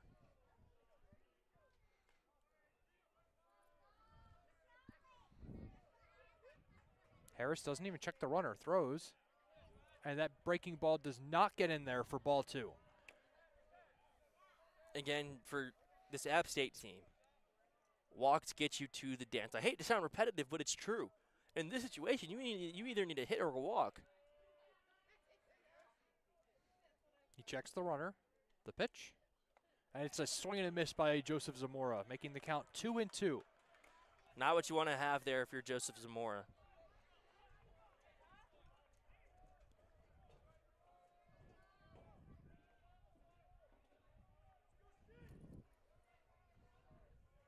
To set the pitch, fouled over the back for the remain the count, 2-2. And with runners at first and second here, again, it's just you need to do your job. You need to produce. For Joseph Zamora here, he's hitting 333. He's got 53 hits. Get on base by any means necessary. The pitch, fouled back. Count remains 2-2. Off the roof. Just a casual roof shot there by Joseph Zamora. Zamora today has flown out to right field and then has reached on a fielder's choice.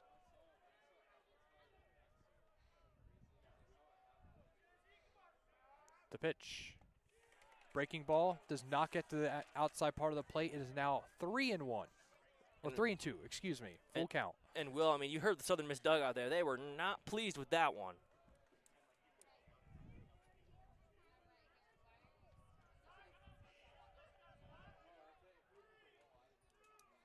The pitch, full count. And it is going to be low, and that's going to load the bases for Cameron Miller. And for Cam, this is exactly what you want to see. Cam Miller this year, looking at his power stats, he has 9 home runs, 42 RBIs. Both of those second on the team. Just think, home run right here puts you in the lead. Just let that sink in, guys. Looks like we are going to get a pitching change here by Southern Miss, as that is going to be the end of Graydon Harris's day. His final stat line, 3 2/3, 7 hits, currently 2 earned runs, is responsible for all 3 runners on, 4 walks, 2 strikeouts. When we come back here on 90.5 WASU Sports YouTube, we will catch you up with who is on the mound for the Golden Eagles.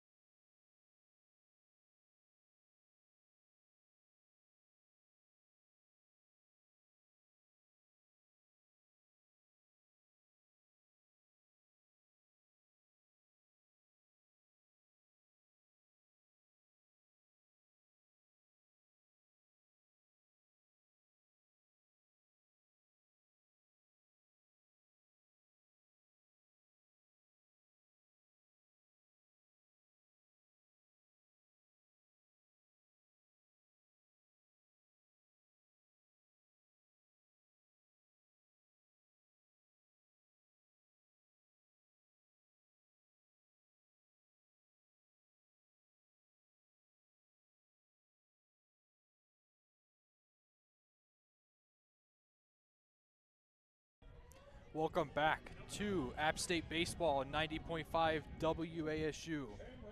The new pitcher for the Southern Miss Golden Eagles is going to be Camden Sundstrom. Pitching from the right side of the rubber.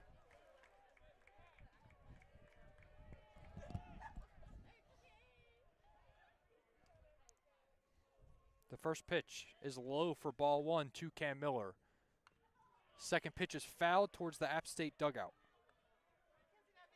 And again, this would be a major missed opportunity for not just Cam Miller, but for this entire team if this gets spoiled here. Sundstrom sets. Swing and a miss by Cam Miller. It's now 1-2 count. Sundstrom's last appearance was against Southeastern Louisiana just a couple days ago. He sets the pitch. It's going to be outside, evening the count at 2. Again, you're hearing the Southern Miss dugout preemptively react. Sundstrom, his last appearance, 3 innings, no runs, no hits, no earned runs, just 1 walk and 1 strikeout. As that ball ground to third, across the diamond, and it's overthrown. 1 runner scores, 2 runners score. Zamora's going to Zamora decides to try to go home, and Zamora's thrown out at home. So Cam Miller reaches on an error. 2 runs are going to score, and then Zamora gets thrown out at home trying to stretch to all 3 runs scoring. And that's just not a good play there by Zamora. If you know you're safe at third, just stay at third. You have Juan Correa coming up to bat. He'll probably punch you in anyways. So with that, on the air throw by Barrett from third, that allows 2 runs to score, and the Mountaineers cut the lead from 5-0 to 5-4 in the bottom of the 4th inning. When we come back, it looks like we have a possible review here, actually, before we go away. Yes, we have an official review, which is kind of interesting because it looked like from up here that Zamora was out by a mile. Oh, no, it looked like he was gunned by a mile. Wish we had a replay so we could see it.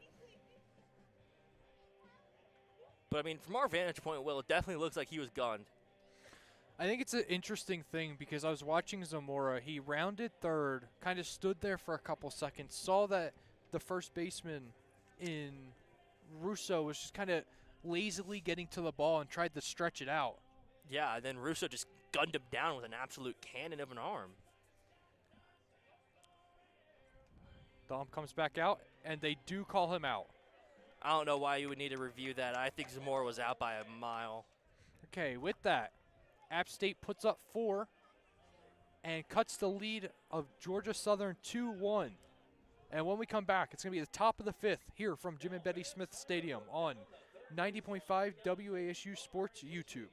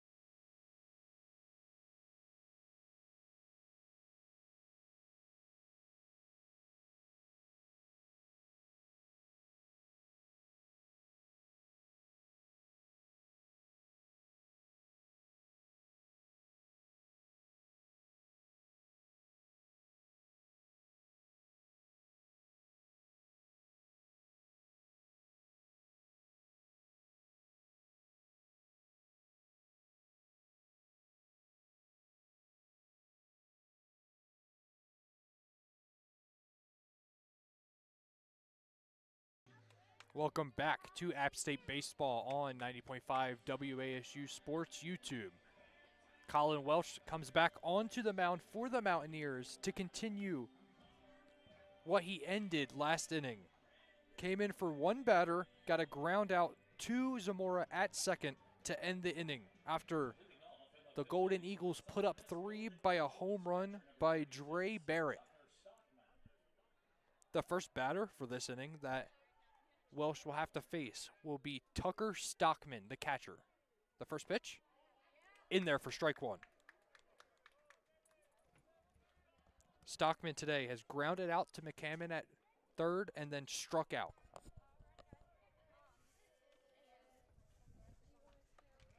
Swing and a miss for strike 2. Colin Welsh ahead early.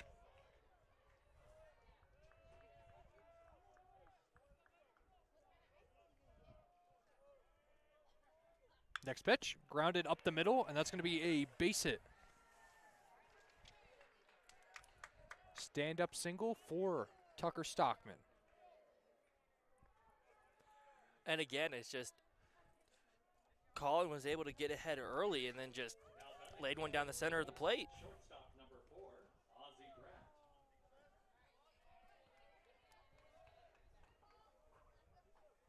Next up will be Ozzie Pratt. Today has a hit by pitch and then a ground out the third.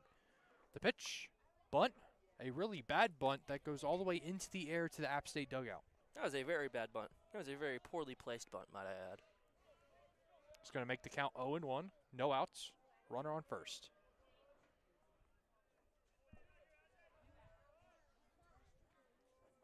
Welsh sets. And the pitch, Breaking ball just misses outside for ball one. That's in there. I don't know. The umpire, he keeps a tight strike zone, but that one was in there.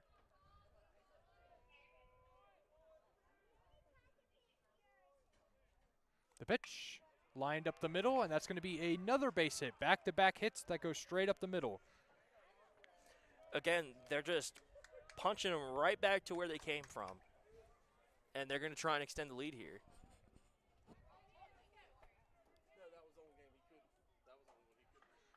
Colin Walsh, little bit of trouble here as we reach the top of the order, and Jake Cook is up the bat. His last at bat, he had a double that went over Figueroa's head in left field and bounced off the wall. Woods picking up just a little bit here. Blowing out this time, so it's going to carry if anybody gets a hold of it. The pitch, bunt, unsuccessful as it bounces back to the backstop for strike one. You had both corners crashing there, so it's almost like they're willing to give up that runner to third. Absolutely.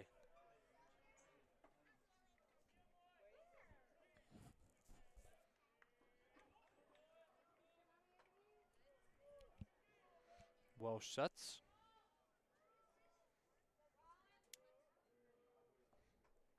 And the pitch, Jay Cook shows bump, pulls it back for ball one.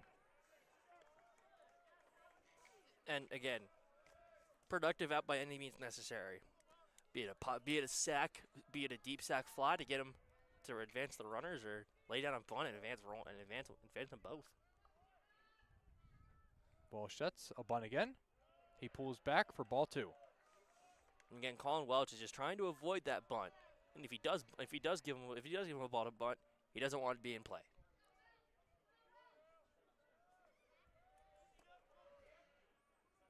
Runners on first and second, no outs. Count is 2-1. The pitch, the bunt shown. Bunt to Welsh at first, or pitcher throws to first for 1 out. Runners advance to second and third. Again, for Southern Miss, just another really productive out. That's what you need to see.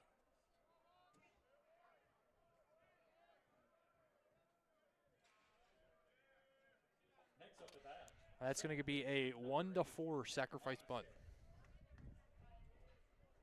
as Zamoro was the person covering first there.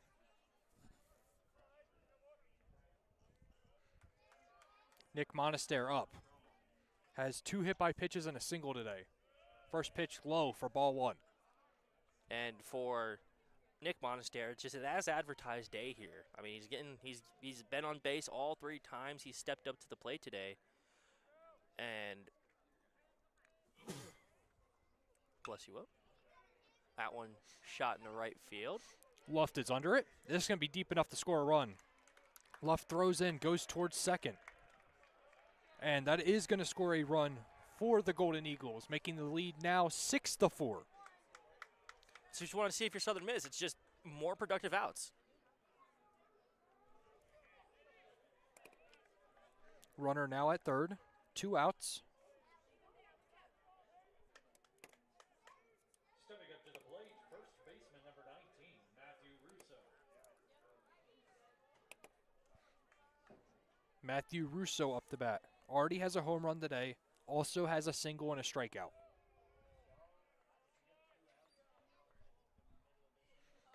The pitch, low for ball one.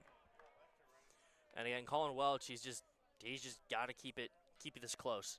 It's going to be his job. He got 1 run in. You don't want the second one to come in and put this lead back to 3.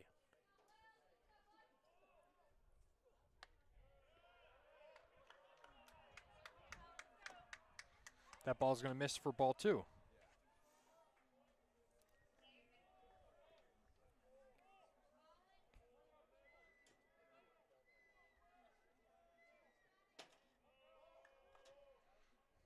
The pitch is in there. Catches the inside part of the plate for strike one.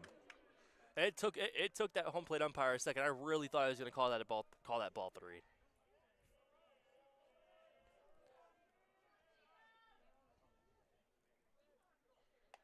And that pitch Misses for ball 3. Now 3-1 count with 2 outs. Runner on third.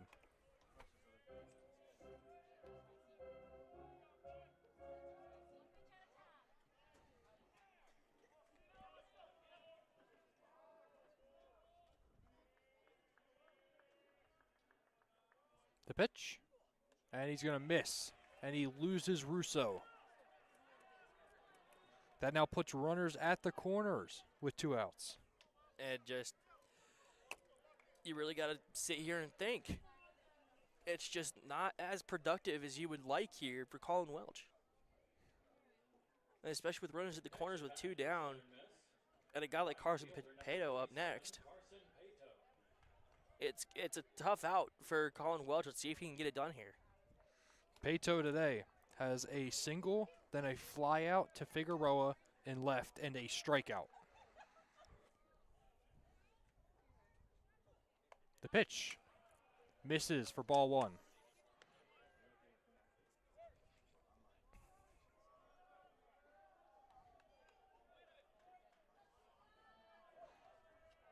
Runners on the corner. Russo does not look like he's going to be stealing. The pitch is going to be too high for ball 2. Looks like Colin Welch is kind of over pushing himself off the mound right now. Yeah, absolutely. I mean, he's putting everything into every pitch he's been throwing in these last couple at bats, and it's starting to cost him.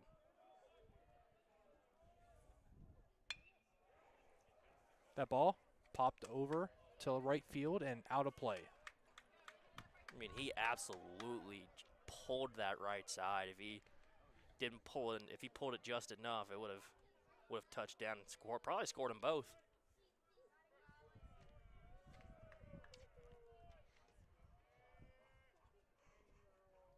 The pitch, breaking ball, misses high and out for ball 3. And you starting to hope Colin Welch isn't losing his momentum that he gained, and trying to keep this one in reach. Looks like Kermit Smith is possibly going to visit with the athletic trainer, so possibly something going on with Welch here. Oh no, it doesn't look that good. Nothing that we can physically see. He's not hanging his arm or anything. Yeah. He has been a lot more inaccurate this half inning. Yeah. And I think Kermit just gave the motion to the pen here. That was a motion to hurry up and warm up. So it looks like the probability is they're going to give Welch this last batter, and then there's going to be a call to the pen. Probably, yeah. As Kermit Smith is walking away, but the athletic trainers do stay on the mound with Colin Welch. Oh. The third base umpire is walking out towards the bullpen, so we may have had a call to the pen here. That's what I was thinking. I mean, he gave the motion to tell him to hurry up and get warm, so.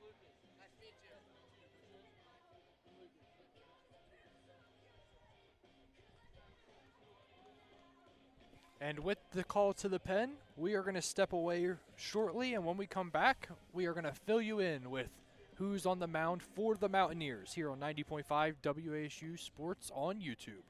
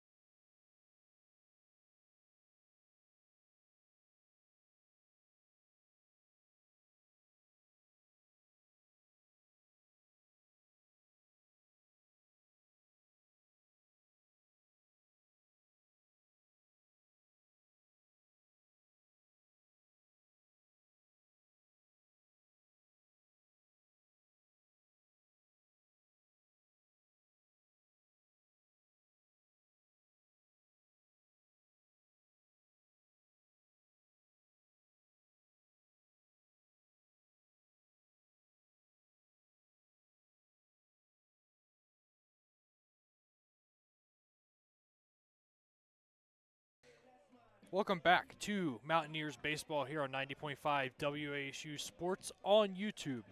Cal Clark is in for the Mountaineers. Pitching from the right-handed side of the rubber to face Carson Pateau with 3 balls and 1 strike.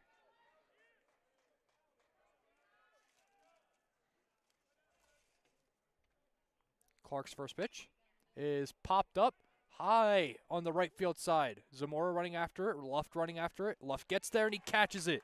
1 pitch, 1 out for Cal Clark. And that is going to move us to the middle of the 5th inning.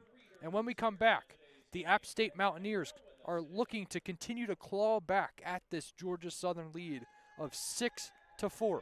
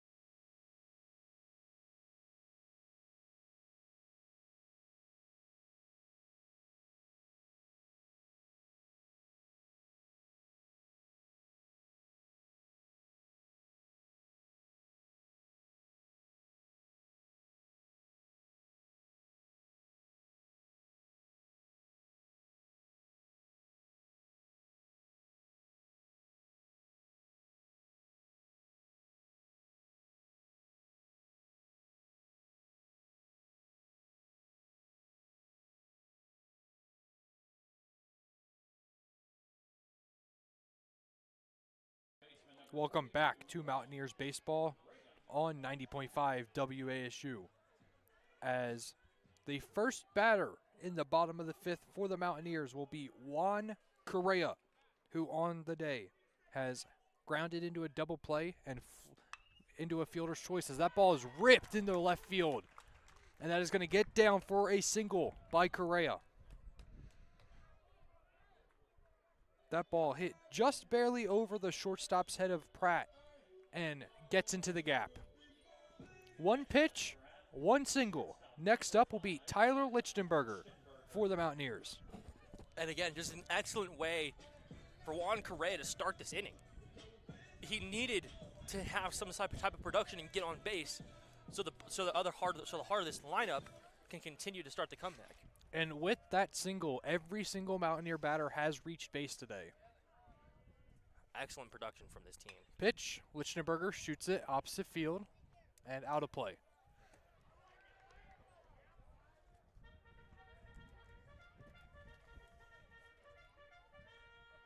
And in that last inning, Juan Correa was the only Mountaineer to not see the plate. He would have if Zamora had stayed at third, though.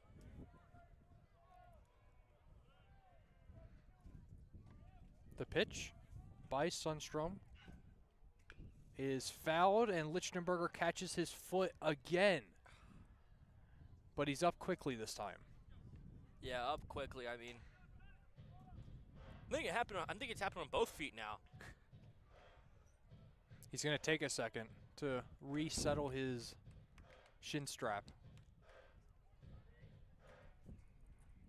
And for Lichtenberger, he was the start of that rally in the last inning, that 4-run rally in the last inning.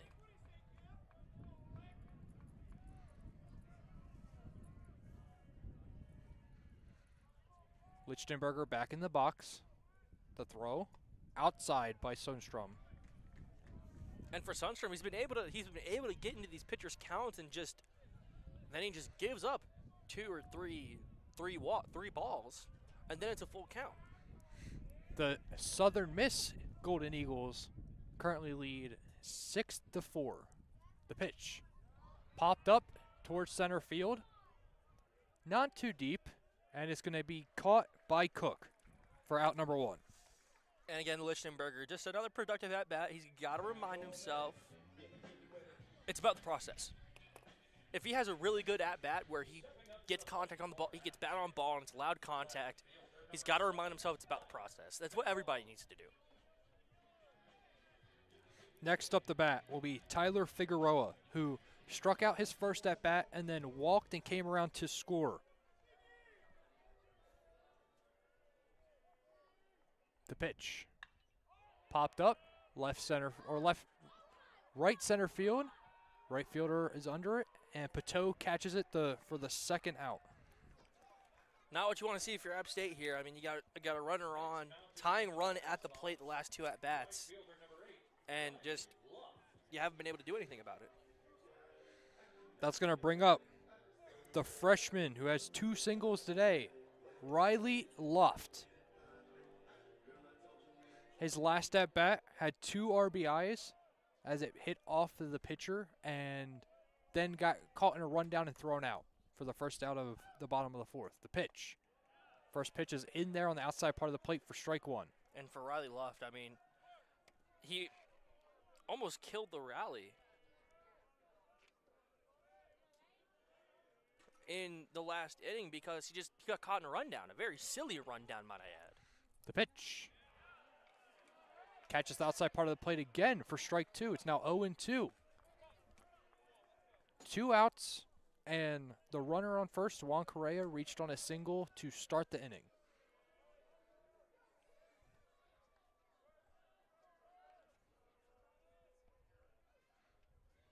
Sundstrom sets the pitch. Too low. Ball 1. Riley, good take there by Luft. It looked good, but he knew if he wouldn't get a positive outcome swinging at it, so he took it.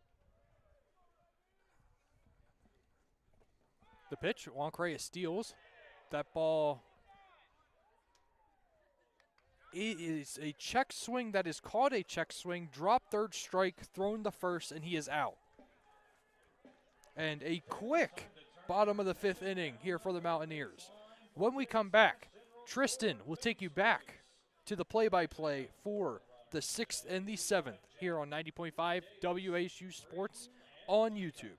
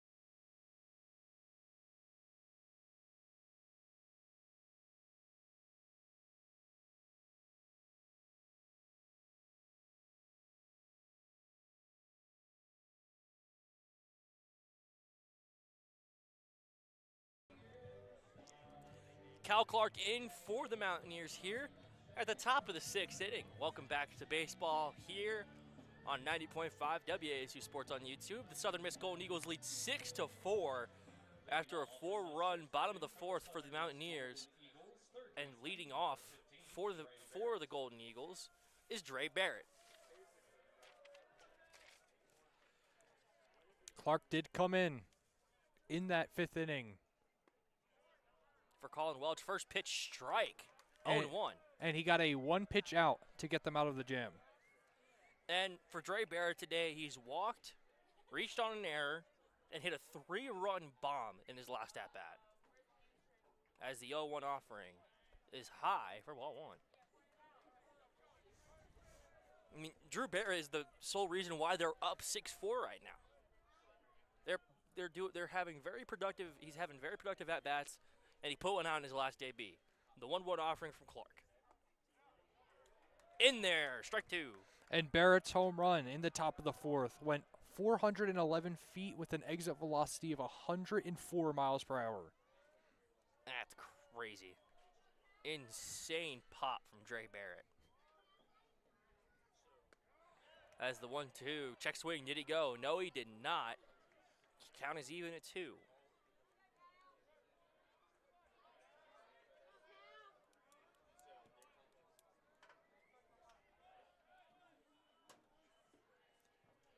Dre Barrett getting ready to await the 2-2 offering. Kyle Clark kicks and deals. That one shot in the right field. Left. Paces back for it, and he gets it. Second out of the inning.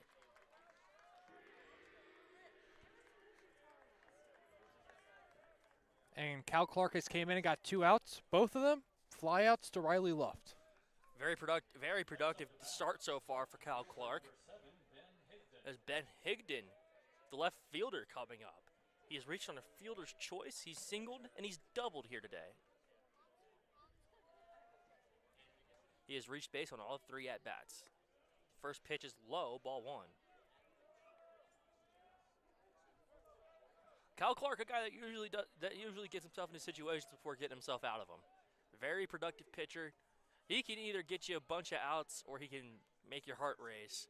As that first pitch is inside, almost got Higdon. Count is 2-0.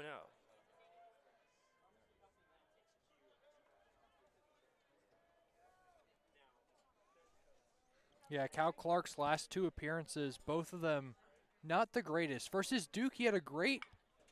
As that ball shot up to Zamora. Zamora over to Correa. And that's going to be 2. That's going to be 2 down here in the top of the 6th. Clark was the starter versus Duke 2 weekdays ago in that Tuesday game against Duke, where he had 2 flawless innings and then worked him and then had a little bit of trouble in that 3rd inning. Allowed 3 hits, 3 runs, and then he pitched against ETSU. He had 1 inning, 3 hits, 3 runs, 2 of them earned. Yeah, and for Cal Clark, he's not had the most productive past couple of games. That first pitch is pulled down the first baseline, foul by Braden Luke. The way it is with Clark, he's either really on or he's really off. As most outings, he's allowed. If he allows run, he allows 3 runs, and if he doesn't allow, then it's 0. Yeah. And there's no between. It's either 3 runs or 0 runs. And granted, he has allowed 0 runs more than he has allowed 3 runs. As that pitch is fouled back, count is 0-2.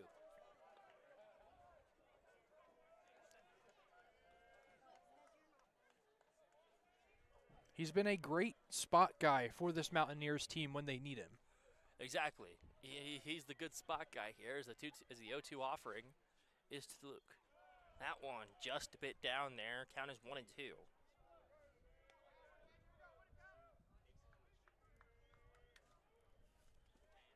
Kyle Clark taking his time here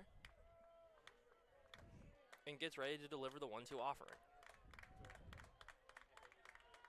The 1-2 from Clark. That one shot in the left field and playable. Figueroa there, and he's got it for the 3rd out of the inning. A 1-2-3 inning here for Kyle Clark.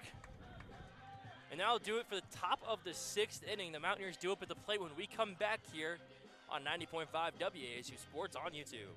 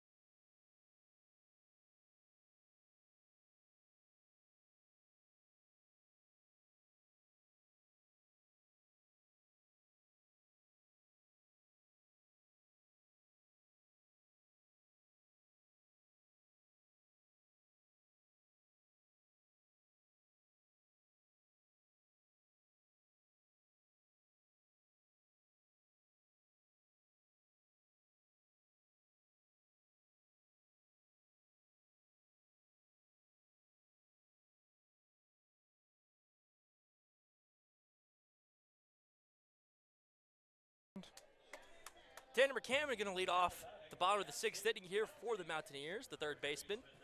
He excuse me, 2 for 2 on the day. Singled in his first appearance, singled again, and came back as a runner and scored. First pitch offering here from Sundstrom. That one chops foul, count as 0-1. And the run that he scored is an unearned run because it came on that arid throw by Barrett trying to throw out Cam Miller. As McCammon gets ready to await the 0-1 pitch here. Sundstrom kicks and deals. That one in there, strike 2.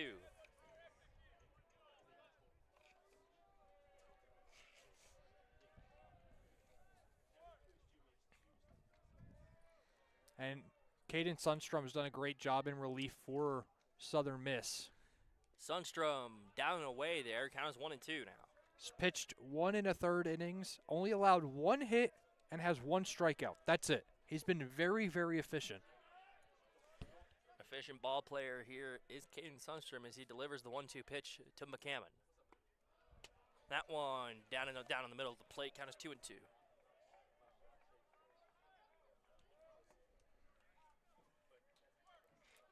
Sundstrom, a guy who likes to work slow here as he gets ready to deliver the 2-2. 2-2 fired. That one just a bit high there, count as full for McCammon. McCammon having a very, very productive day here so far as he awaits the full 3-2 pitch. Sundstrom kicks and deals. That one high for ball 4. Tanner McCammon is going to take his base. And that's a great job by McCammon to work the count back into his favor, going 0-2 to getting that walk on 4 pitches after that. Exactly, and we now have hit the 9-hole hitter. That's Charlie Evans. He's 1 for 2 on the day here so far. See what Evans does here. He'll either try to hit it or lay down a bunt here to move the runner into scoring position. I could definitely see the bunt is in play here because McCammon is fast standing on first. And we've seen if Charlie Evans even lays down like a perfect bunt that he'll be safe. So exactly. As the pickoff attempt on the first pitch there was nothing to do and McCammon was safe. The 0-0. Sundstrom kicks and deals. Bunt laid down, no good. Count is 0-1. And Charlie Evans has an interesting way when it comes to bunting. He waits till the last second to lay it down, unlike a lot of batters who like to have the bat shown to the ball way earlier. Evans is a very quick, get it down as quick as possible type of guy. And it usually goes into turns productive for him too.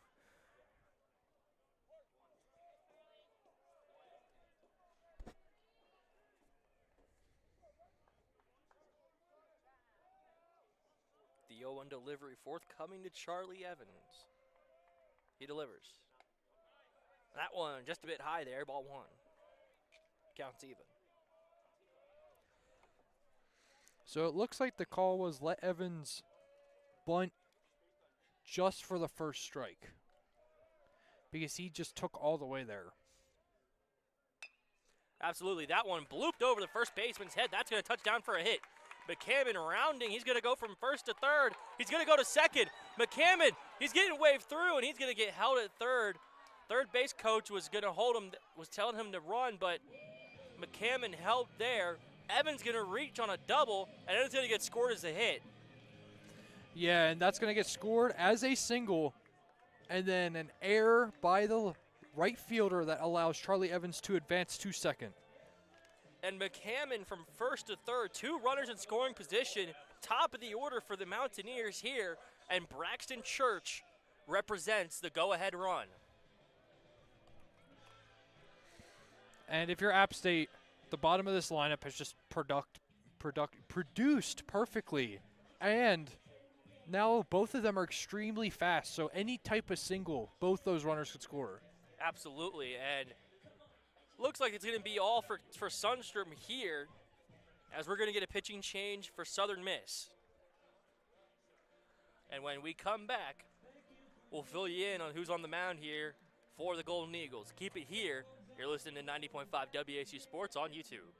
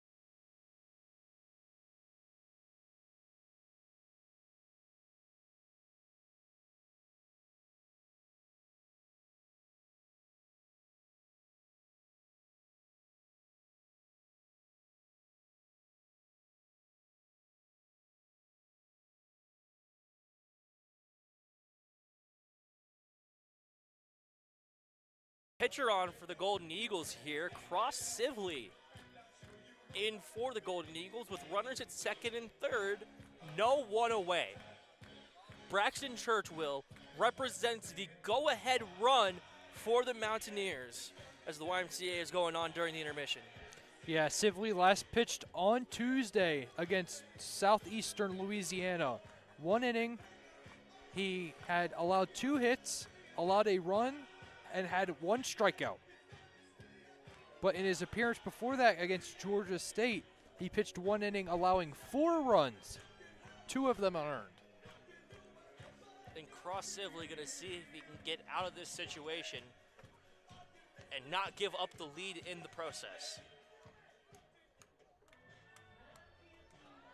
As Braxton Church comes back up to the plate here with one of my favorite walk-up songs on the entire team.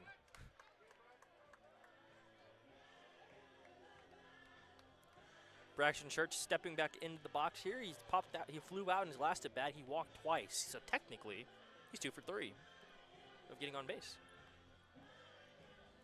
But if you're looking at his count, he's 0 for 1. Yeah. Braxton Church waits. That one popped up shallow left field. Third baseman says he has it. And he does. 1 away here in the bottom of the 6th.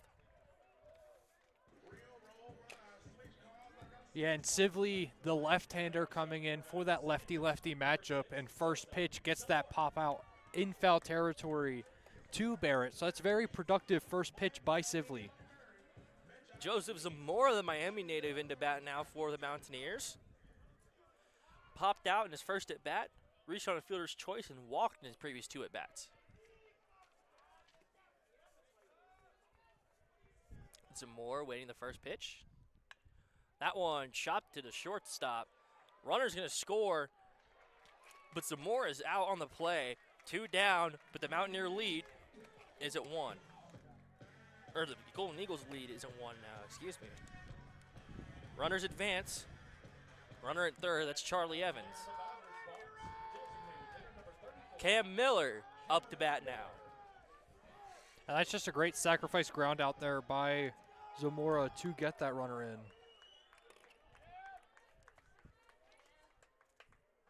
Cam Miller reached on an error in his last at bat. First pitch is in there, strike 1. And for Cam Miller, you want to be able to keep this momentum going for the Mountaineers because it feels like Southern Miss is stalling. The 0-1. That one in there, strike 2. That was a beautiful breaking ball. Catches just the lower outside part of the plate. Kind of freezes Cam Miller. As Cam Miller awaits his 0-2 offering here from Sibley. Kicks and deals. That one just a bit low and inside there. Counts 1-2 now. Yeah, runs up on his hands. So that's a great job by Cam Miller to get his hands out of the way because that's the one place where you don't want to get hit by a baseball. Exactly. As the 1-2 delivery here to Miller is forthcoming, Sibley kicks and fires. That one shot straight to the shortstop, over to first. He picks it beautifully. Way to go by Cross Sibley to get out of the jam. But a run does come in to score for the Mountaineers. It's a 6-5 lead for the Golden Eagles. We come back. It's the top of the 7th for Southern Miss. You're listening to 9.5 WASU Sports on YouTube.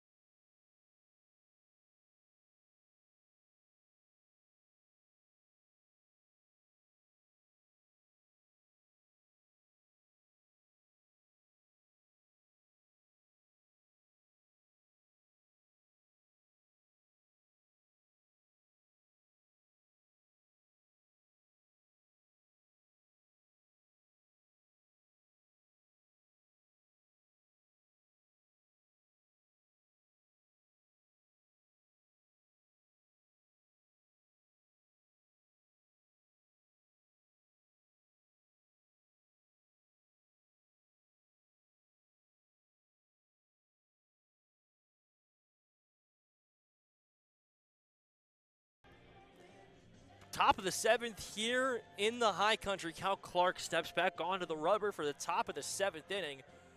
If you're just now joining us, the Mountaineers are down 6-5, but a run came in to score in the last inning to cut the lead down to 1.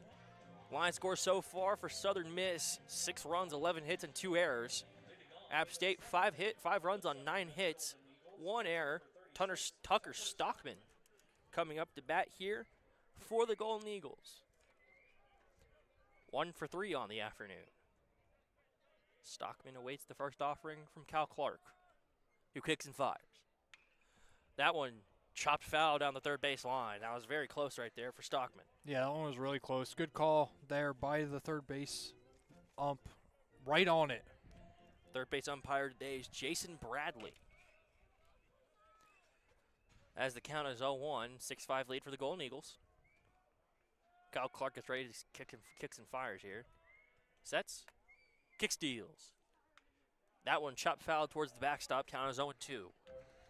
And I wouldn't be surprised here to see Cal Clark kind of carry up these innings a little and eat up some of these middle innings if he stays like he has been. Exactly. Prepare the team for the last 2 innings of the ball game here. Cal kicks on the 0-2. That one swung on and missed for the strikeout. 1 away in the top of the 7th. Fourth strikeout today for Mountaineers pitching. We're 1 away from getting another free coupon from Mellow Mushroom. Ozzie Pratt up to bat here for the Mountaineers. He's reached base twice. He was hit by a pitch in his first at bat. Singled and came around to score in his third at bat. Ozzie chops one over to right field. Luft back at the track, at the wall, and that one's gone. Ozzie Pratt will touch them all.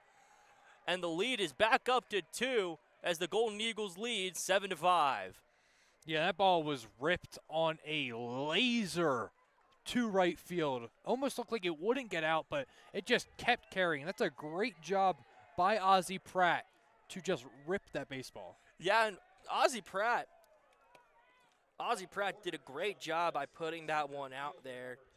And it's going to lead to the top of the order here. Jake Cook back up to bat here. Excuse me. He's flown out twice, doubled. He's 1 for 4 on the evening. 1 down here. Ozzie Pratt just hit a homer. 7-5 lead for the Golden Eagles. First pitch in there for a strike. And for Ozzie Pratt, this is his 6th home run on the year, and he has now hit the 40 RBI club for the season. As the 0-1 offering. That one chopped right to Zamora. Vacuum to his glove, over to Correa, in time, 2 away. Yeah, and Zamora has done great in the field for the Mountaineers. I mean, just a couple weeks ago, he made SportsCenter top 10 at number 2 with his diving catch against Marshall. That was an absolutely beautiful, majestic play by Zamora there, tracking the ball down against Marshall, and he covered a lot of ground to get there. As Nick Monaster comes up to bat here. He was hit by pitches twice and sack flied in his last at bat. Cal Clark awaits the offer. 1-0.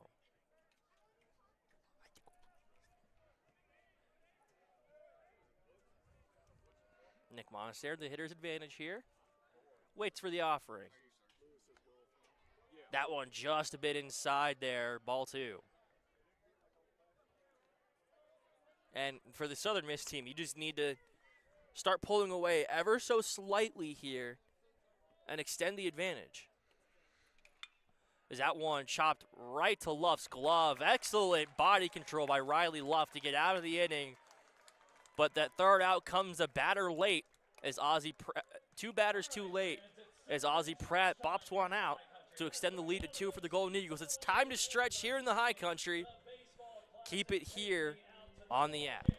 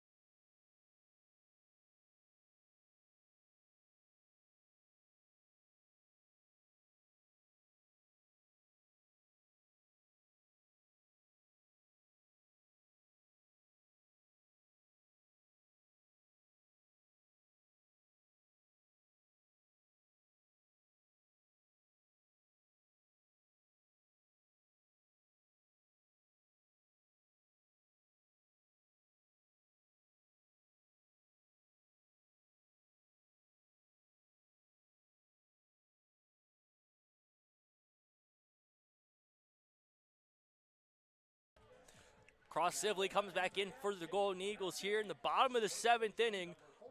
Juanco is coming up to bat. 2-run deficit here for the Mountaineers after Cal Clark surrenders a home run to Ozzie Pratt to start the top of the 7th inning. Juan Correa today grounded out into a double play and singled in his last 2 appearances. That first pitch is down and away, 1-0. And there's still a lot of ball game left. They'll only be down 2 right now. They're kind of going back and forth with one runs per inning type of deal. Absolutely, and it's gone 5, 6, 7.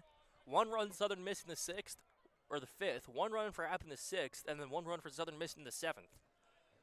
But as that second pitch is in there for ball 2, Will, what do you need to see here as the 2-0 offering is high for 3-0 on Juanco? They just need to keep doing what they're doing. I don't need to see anything different. They're in a good spot, and they've been pretty consistent. So, I mean, yeah, they just need to keep doing what they're doing, keep consistently getting on base. 3-0 to Juanco. In there, strike 1. That was a questionable call there by home place umpire Daniel Cricks. 3-1 delivery, forthcoming to Juanco.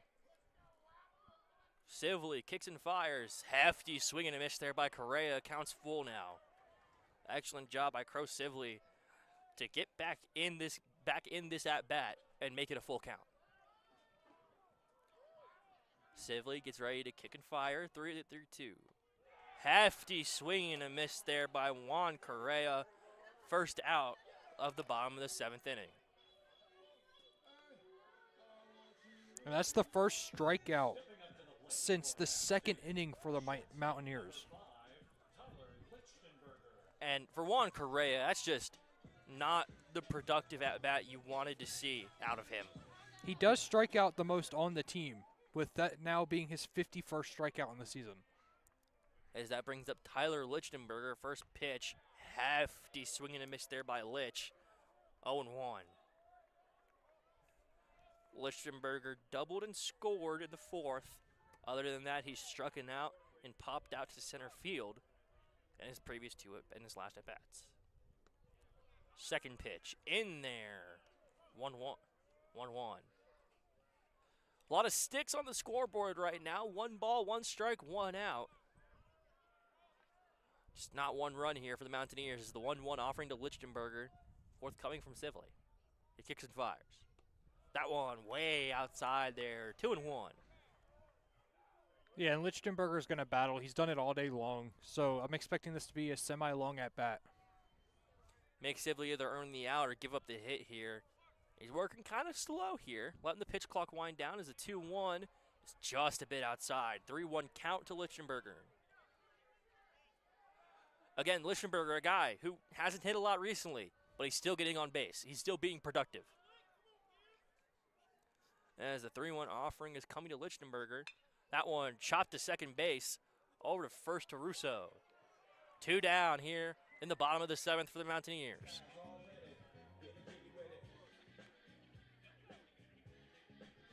And that's going to bring up the left fielder, Tyler Figueroa. He struck out looking in his first at-bat, walked and scored, and then popped out to right field in his last at-bat. Again, if you're just joining us, the Golden Eagles lead 7-5 here. After an Ozzie Pratt home run in the last half inning, Figueroa up now as that first pitch is away for ball 1.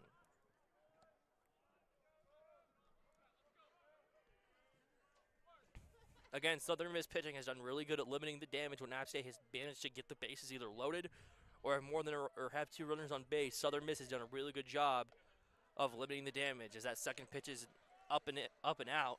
Ball 2, excuse me.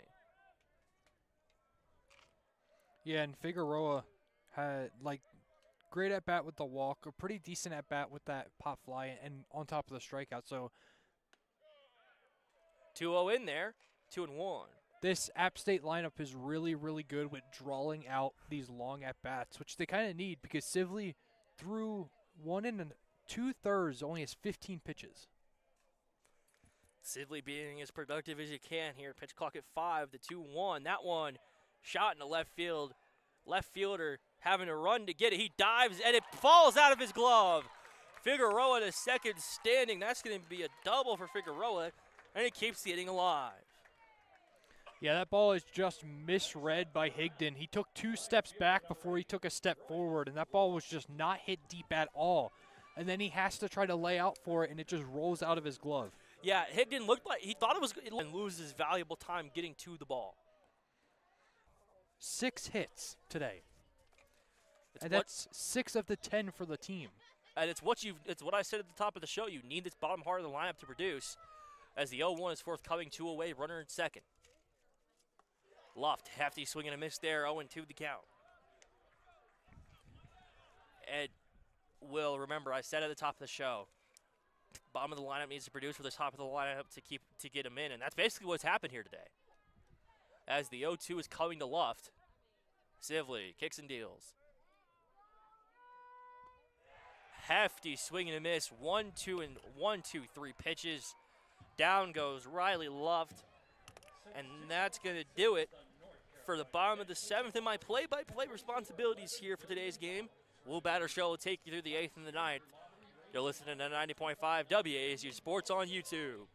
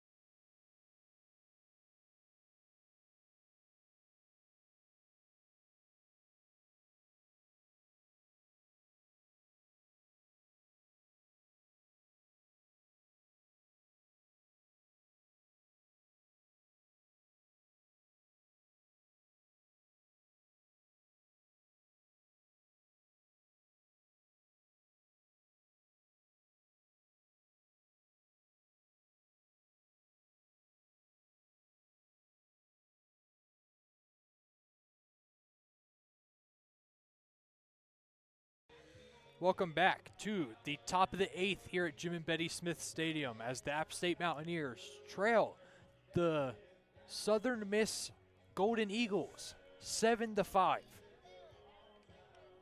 And the first batter up for the Golden Eagles will be Matthew Rousseau, who today has smashed a home run, has a walk, a single, and a strikeout. And again, if you're Matthew Russo here, you just got to keep playing as advertised. Put one in play and get on base and see if Southern Miss can extend the lead. First pitch in there for strike 1. Excellent pitch by Cal Clark there. And again, with a guy like Russo, it's an opposite side matchup here for Cal Clark, so he has to pitch around him, not to him. Pitch is low and outside or inside for ball 1.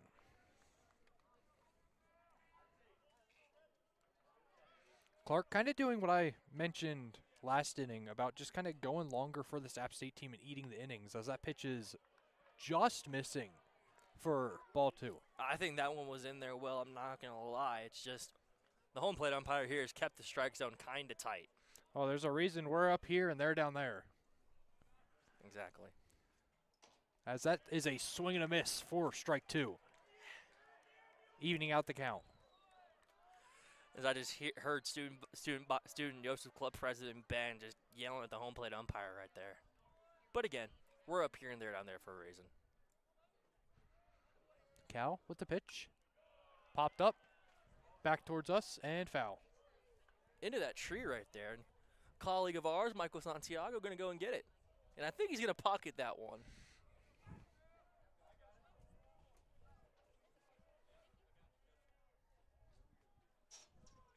Cal sets the throw. Just high. Ball 3, full count.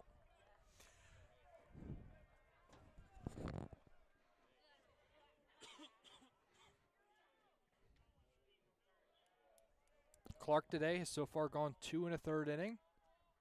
The pitch to Rousseau. Lined out of bounds, left field side. Count remains full. Love that finish him sound effect. Makes me laugh every time I hear it.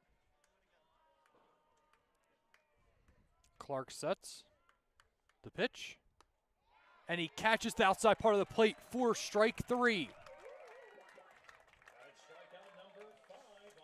And that's a strikeout looking for Russo. Cal Clark's second strikeout of the day. 5th on the day for the Mountaineers as a pitching staff today. Next up is going to be Carson Pateau, who on the day has a single, 2 flyouts, and a strikeout. The first pitch, outside for ball 1 on the breaking ball. He also batted a run in his first at bat as well.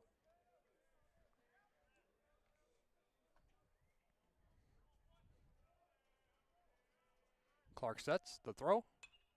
Popped up, left field side, shallow. Long run for McCammon, and it's going to bounce in foul territory. He munched that wall, too. The App State defense has the strong shift to that right field side for the left-handed batter.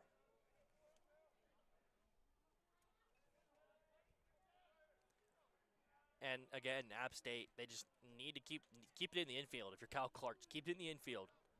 Sure, your outfielders are great at defending the fly ball, but if you keep it in the infield with how the shift is right now, and he pulls it to the right side, easy look Sunday morning for the out. The pitch, lined left center. Figueroa's on it, and he catches it for out number 2. Again, excellent pitch here by Cal Clark. Carson Pateau put some juice into it, but Figueroa not enough, and Figueroa was there to get it. Yeah, the App State had all their defense, even the outfield, shifted towards that right field side. But That now he did. it's up. Dre Barrett. And Dre Barrett today has a 3-run home run as the first pitch is low and inside. And with that 3-run home run, he also has a walk, reached on the air, and a fly out to Riley Luft. And again, that 3-run homer is why they're in the lead in the first place. The pitch, grounded foul. Yeah, talking about that 3-run home run, they've put up 1 run every time that they've scored in an inning besides that inning that the 3-run home run was hit.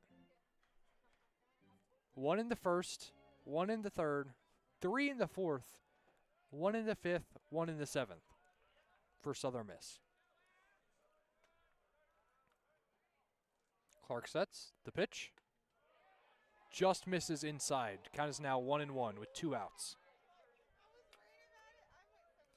And for Cal Clark, there's 2 outs. Again, just hitting a ground ball or put it in the glove of your outfielders. The pitch, hit towards Luft. Luft can't get there, so it's going to get down as a single for Barrett. And for Southern Miss here today, it's just they're performing as advertised as the 22nd ranked team in the country. They're performing as advertised here this weekend. Next up to bat, left fielder number 7. Next up is going to be Ben Higman for the Golden Eagles. Today he has grounded into a fielder's choice, has a single, a double, and a ground out to Zamora at second. The pitch is in there for strike 1. Beautiful pitch there by Cal Clark.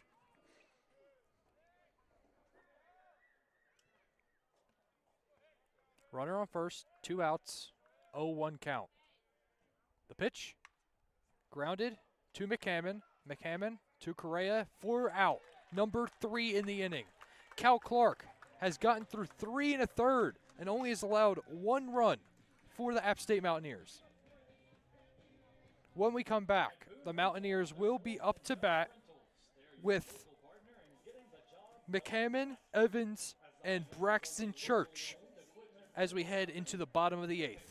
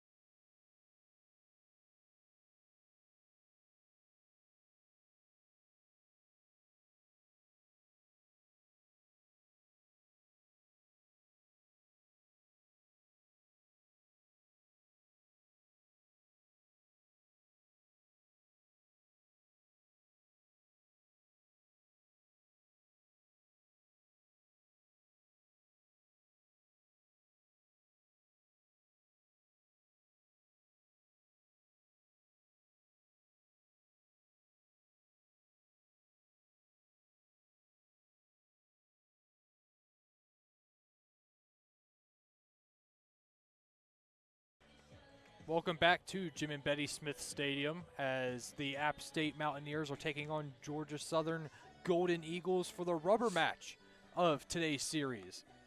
The Eagles are currently leading the Mountaineers 7-5, and Southern Miss has a pitching change as we come to the bottom of the 8th. It's going to be Landon Payne, number 43, for the Eagles. And his first batter he is going to face is Tanner McCammon, who on the day has 2 singles and a walk, has scored twice today.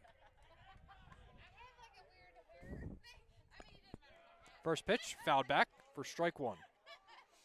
And again, the Southern Miss Eagles are letting their pitchers go for as long as they think they can go, and then putting in fresh arms to keep the arms fresh.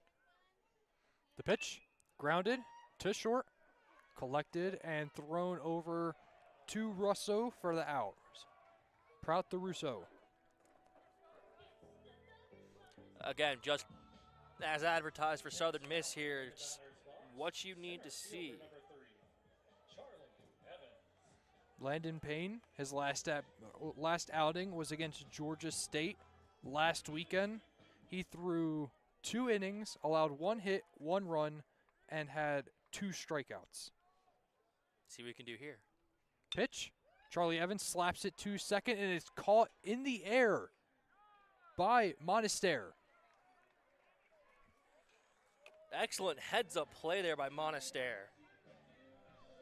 Kind of unlucky there for Evans because that ball was just ripped just right to the glove, though. He roped it too.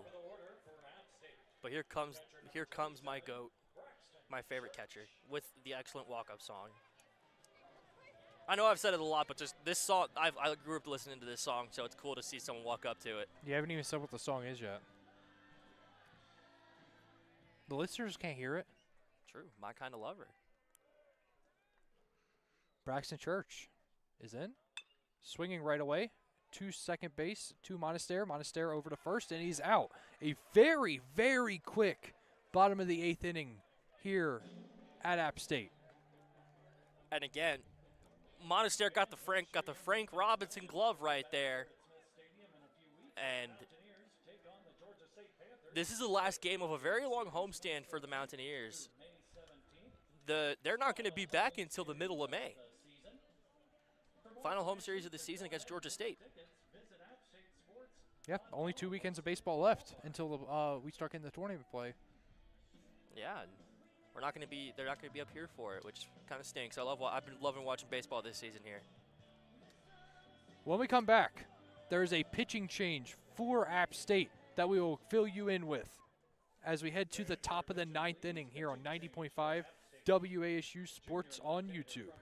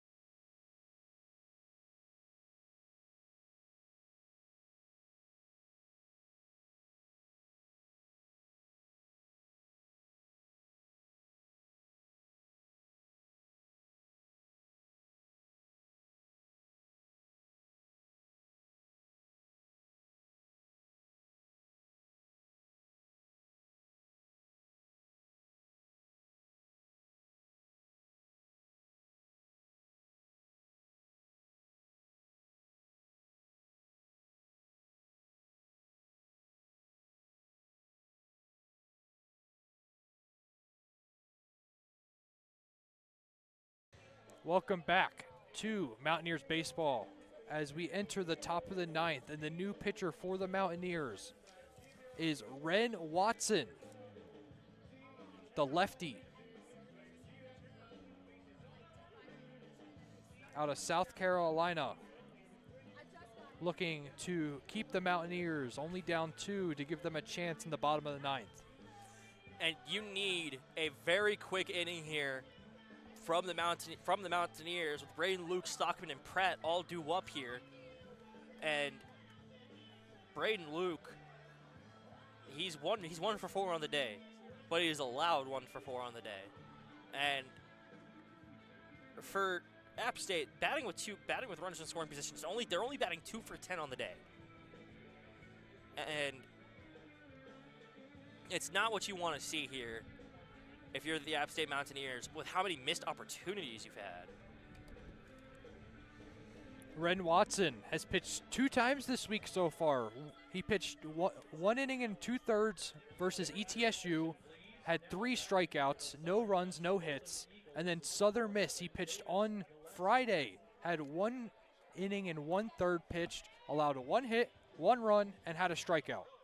But that 1 hit was a home run. So Watson comes in to try to hold the game at 7-5 to give the Mountaineers a chance in the bottom of the 9th. His first batter is going to be a substitute batter in David Gillespie. Gillespie, sorry.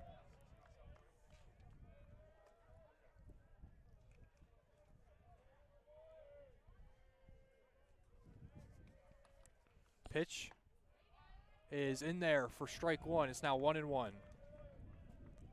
Gillespie batting from the right-handed batter box to have that lefty pitcher on that righty batter. The pitch. Positive matchup here for Southern Miss, excuse me. Down for ball 2. It's now 2-1.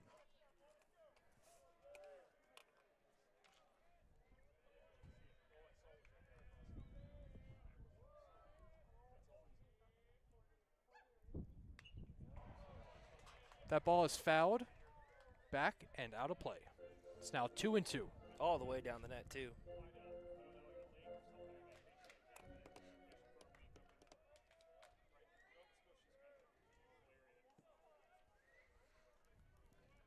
The pitch, too high. It looked like he just lost control of that one. Full count for Ren Watson.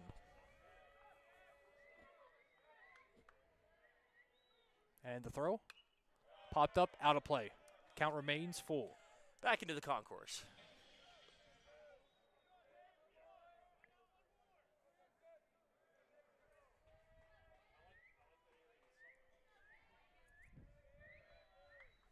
Full count, nobody out. 7-5 ball game in favor of Southern Miss. Fouled back, count remains full. And Gillespie just battling with Ren Watson here. See what he can do here as Jordan Fisher goes and retrieves the ball.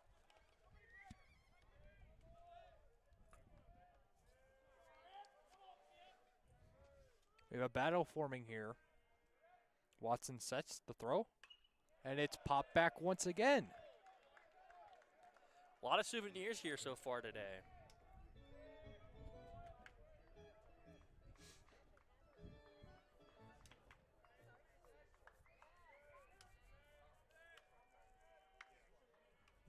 Watson takes his time. Takes his deep breath, gets set, the pitch. And it's a line to McCammon, and McCammon grabs it for the first out. Excellent play there by Tanner McCammon, Will. I mean, he just saw it coming to him, vacuumed it. Yeah, great play. Kind of had to pull his body backwards because it kind of snuck into his body, but he makes the play nevertheless for the first out. Now Tucker Stockman walks into the right-handed batter box today, has a ground out, 2 strikeouts, and a single to center field.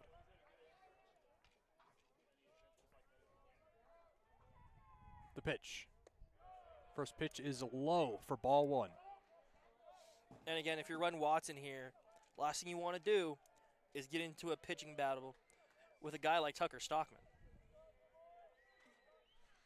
Pitch. Outside, ball 2.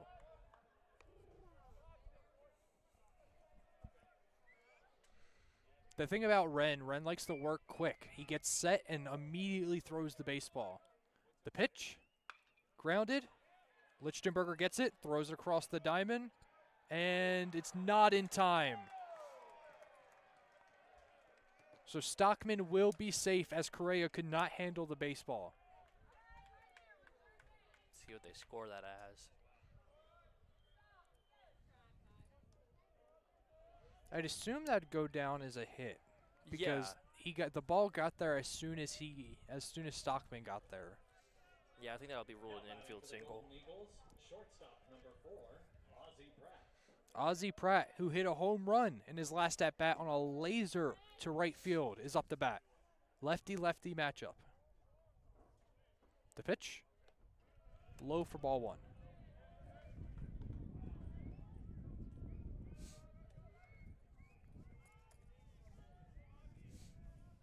And again, Ozzie Pratt has the opportunity to extend the lead further here and make the mountain hard to climb for App State.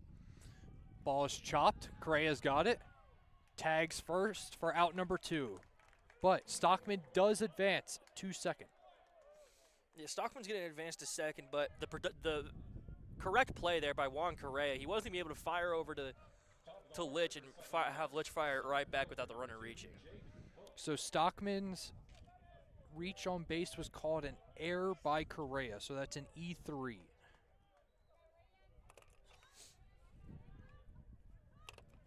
I mean, part of me understands that, but part of me doesn't at the same time. Next up, top of the lineup, Jake Cook for his 6th time today, as that's low for ball 1.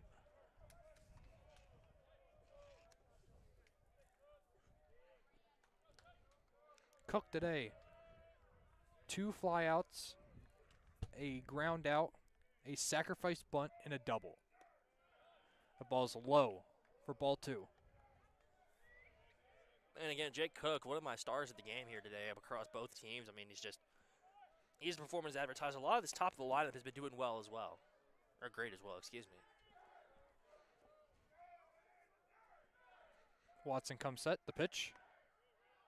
Catches the inside part of the plate for strike 1. Count is now 2-1, 2 outs, runner on second. Beautiful pitch there by Ren Watson. I mean, what a strikeout, what an out this would be for Ren Watson. The pitch popped up left field side. Figueroa is tracking it down, and he catches it. That is going to conclude the top of the 9th. The Mountaineers have 3 outs to get 3 runs here as we head to the bottom of the 9th. At the Southern Miss Golden Eagles lead 7-5 here from Jim and Betty Smith Stadium.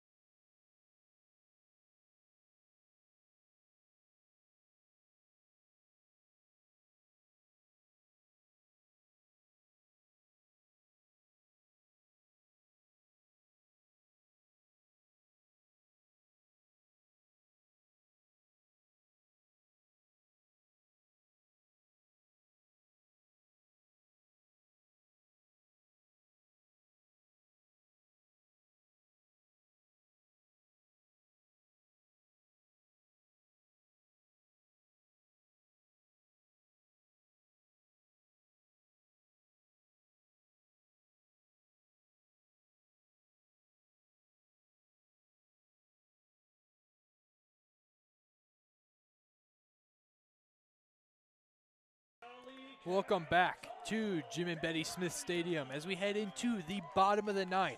The Mountaineers need 2 runs to tie, 3 runs to win. As the first batter to start off the potential rally will be Joseph Zamora. Zamora today has a flyout, a fielder's choice, a walk, and a sacrifice hit. The first pitch. Grounded, foul into the Southern Miss dugout.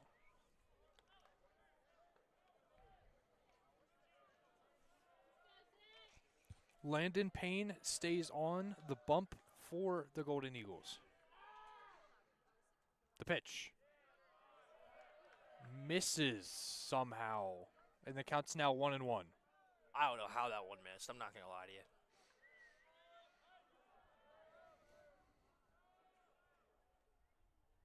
Pitch is in. Rip the second. Monaster collects it, throws it the first, out number 1. Not what you want to see here if you're App State here. But Cam Miller coming up next. Next up, just like Tristan just said, Cam Miller on today. He singled his first at bat, has flown out, reached on the air, and then grounded out. The pitch popped up, right field side, deep. It's carrying, and it's gone. Cam Miller makes it a 1-run game in one swing of the bat, as the score is now 7-6 as he goes opposite field. Excellent job to push that one out by Cameron Miller. Will, I thought the wind was going to carry that one out foul. It was hooking and hooking and hooking and hooking, and it curled against the foul pole. With that home run, Cam Miller moves to double-digit home runs with 10. And now Juan Correa steps into the batter's box. The first pitch, right field side, but this one's going foul for strike 1. In the lawn. And again, that's the jolt you need for this App State offense. You have to capitalize on this momentum here. Payne settles in. The throw. Correa skies it right field. Not deep. Patel under it, and he makes the catch for out number 2. And again, that's not what you want to see. But that brings up the phenom. Stepping up to the plate for App State. Coming up, Tyler Lichtenberger. 2 outs in the bottom of the 9th. Southern Miss leads 7-6. Lichtenberger today is 1 for 3. See what Lich can do here. The pitch, first one, down and away for ball 1. And if they don't come out on top, if App State doesn't come out on top here, it feels like it's going to be death by one thing. The home run. The pitch, grounded to first. Russo gets it to Payne, and it is the 3rd out, and that is the end of the game.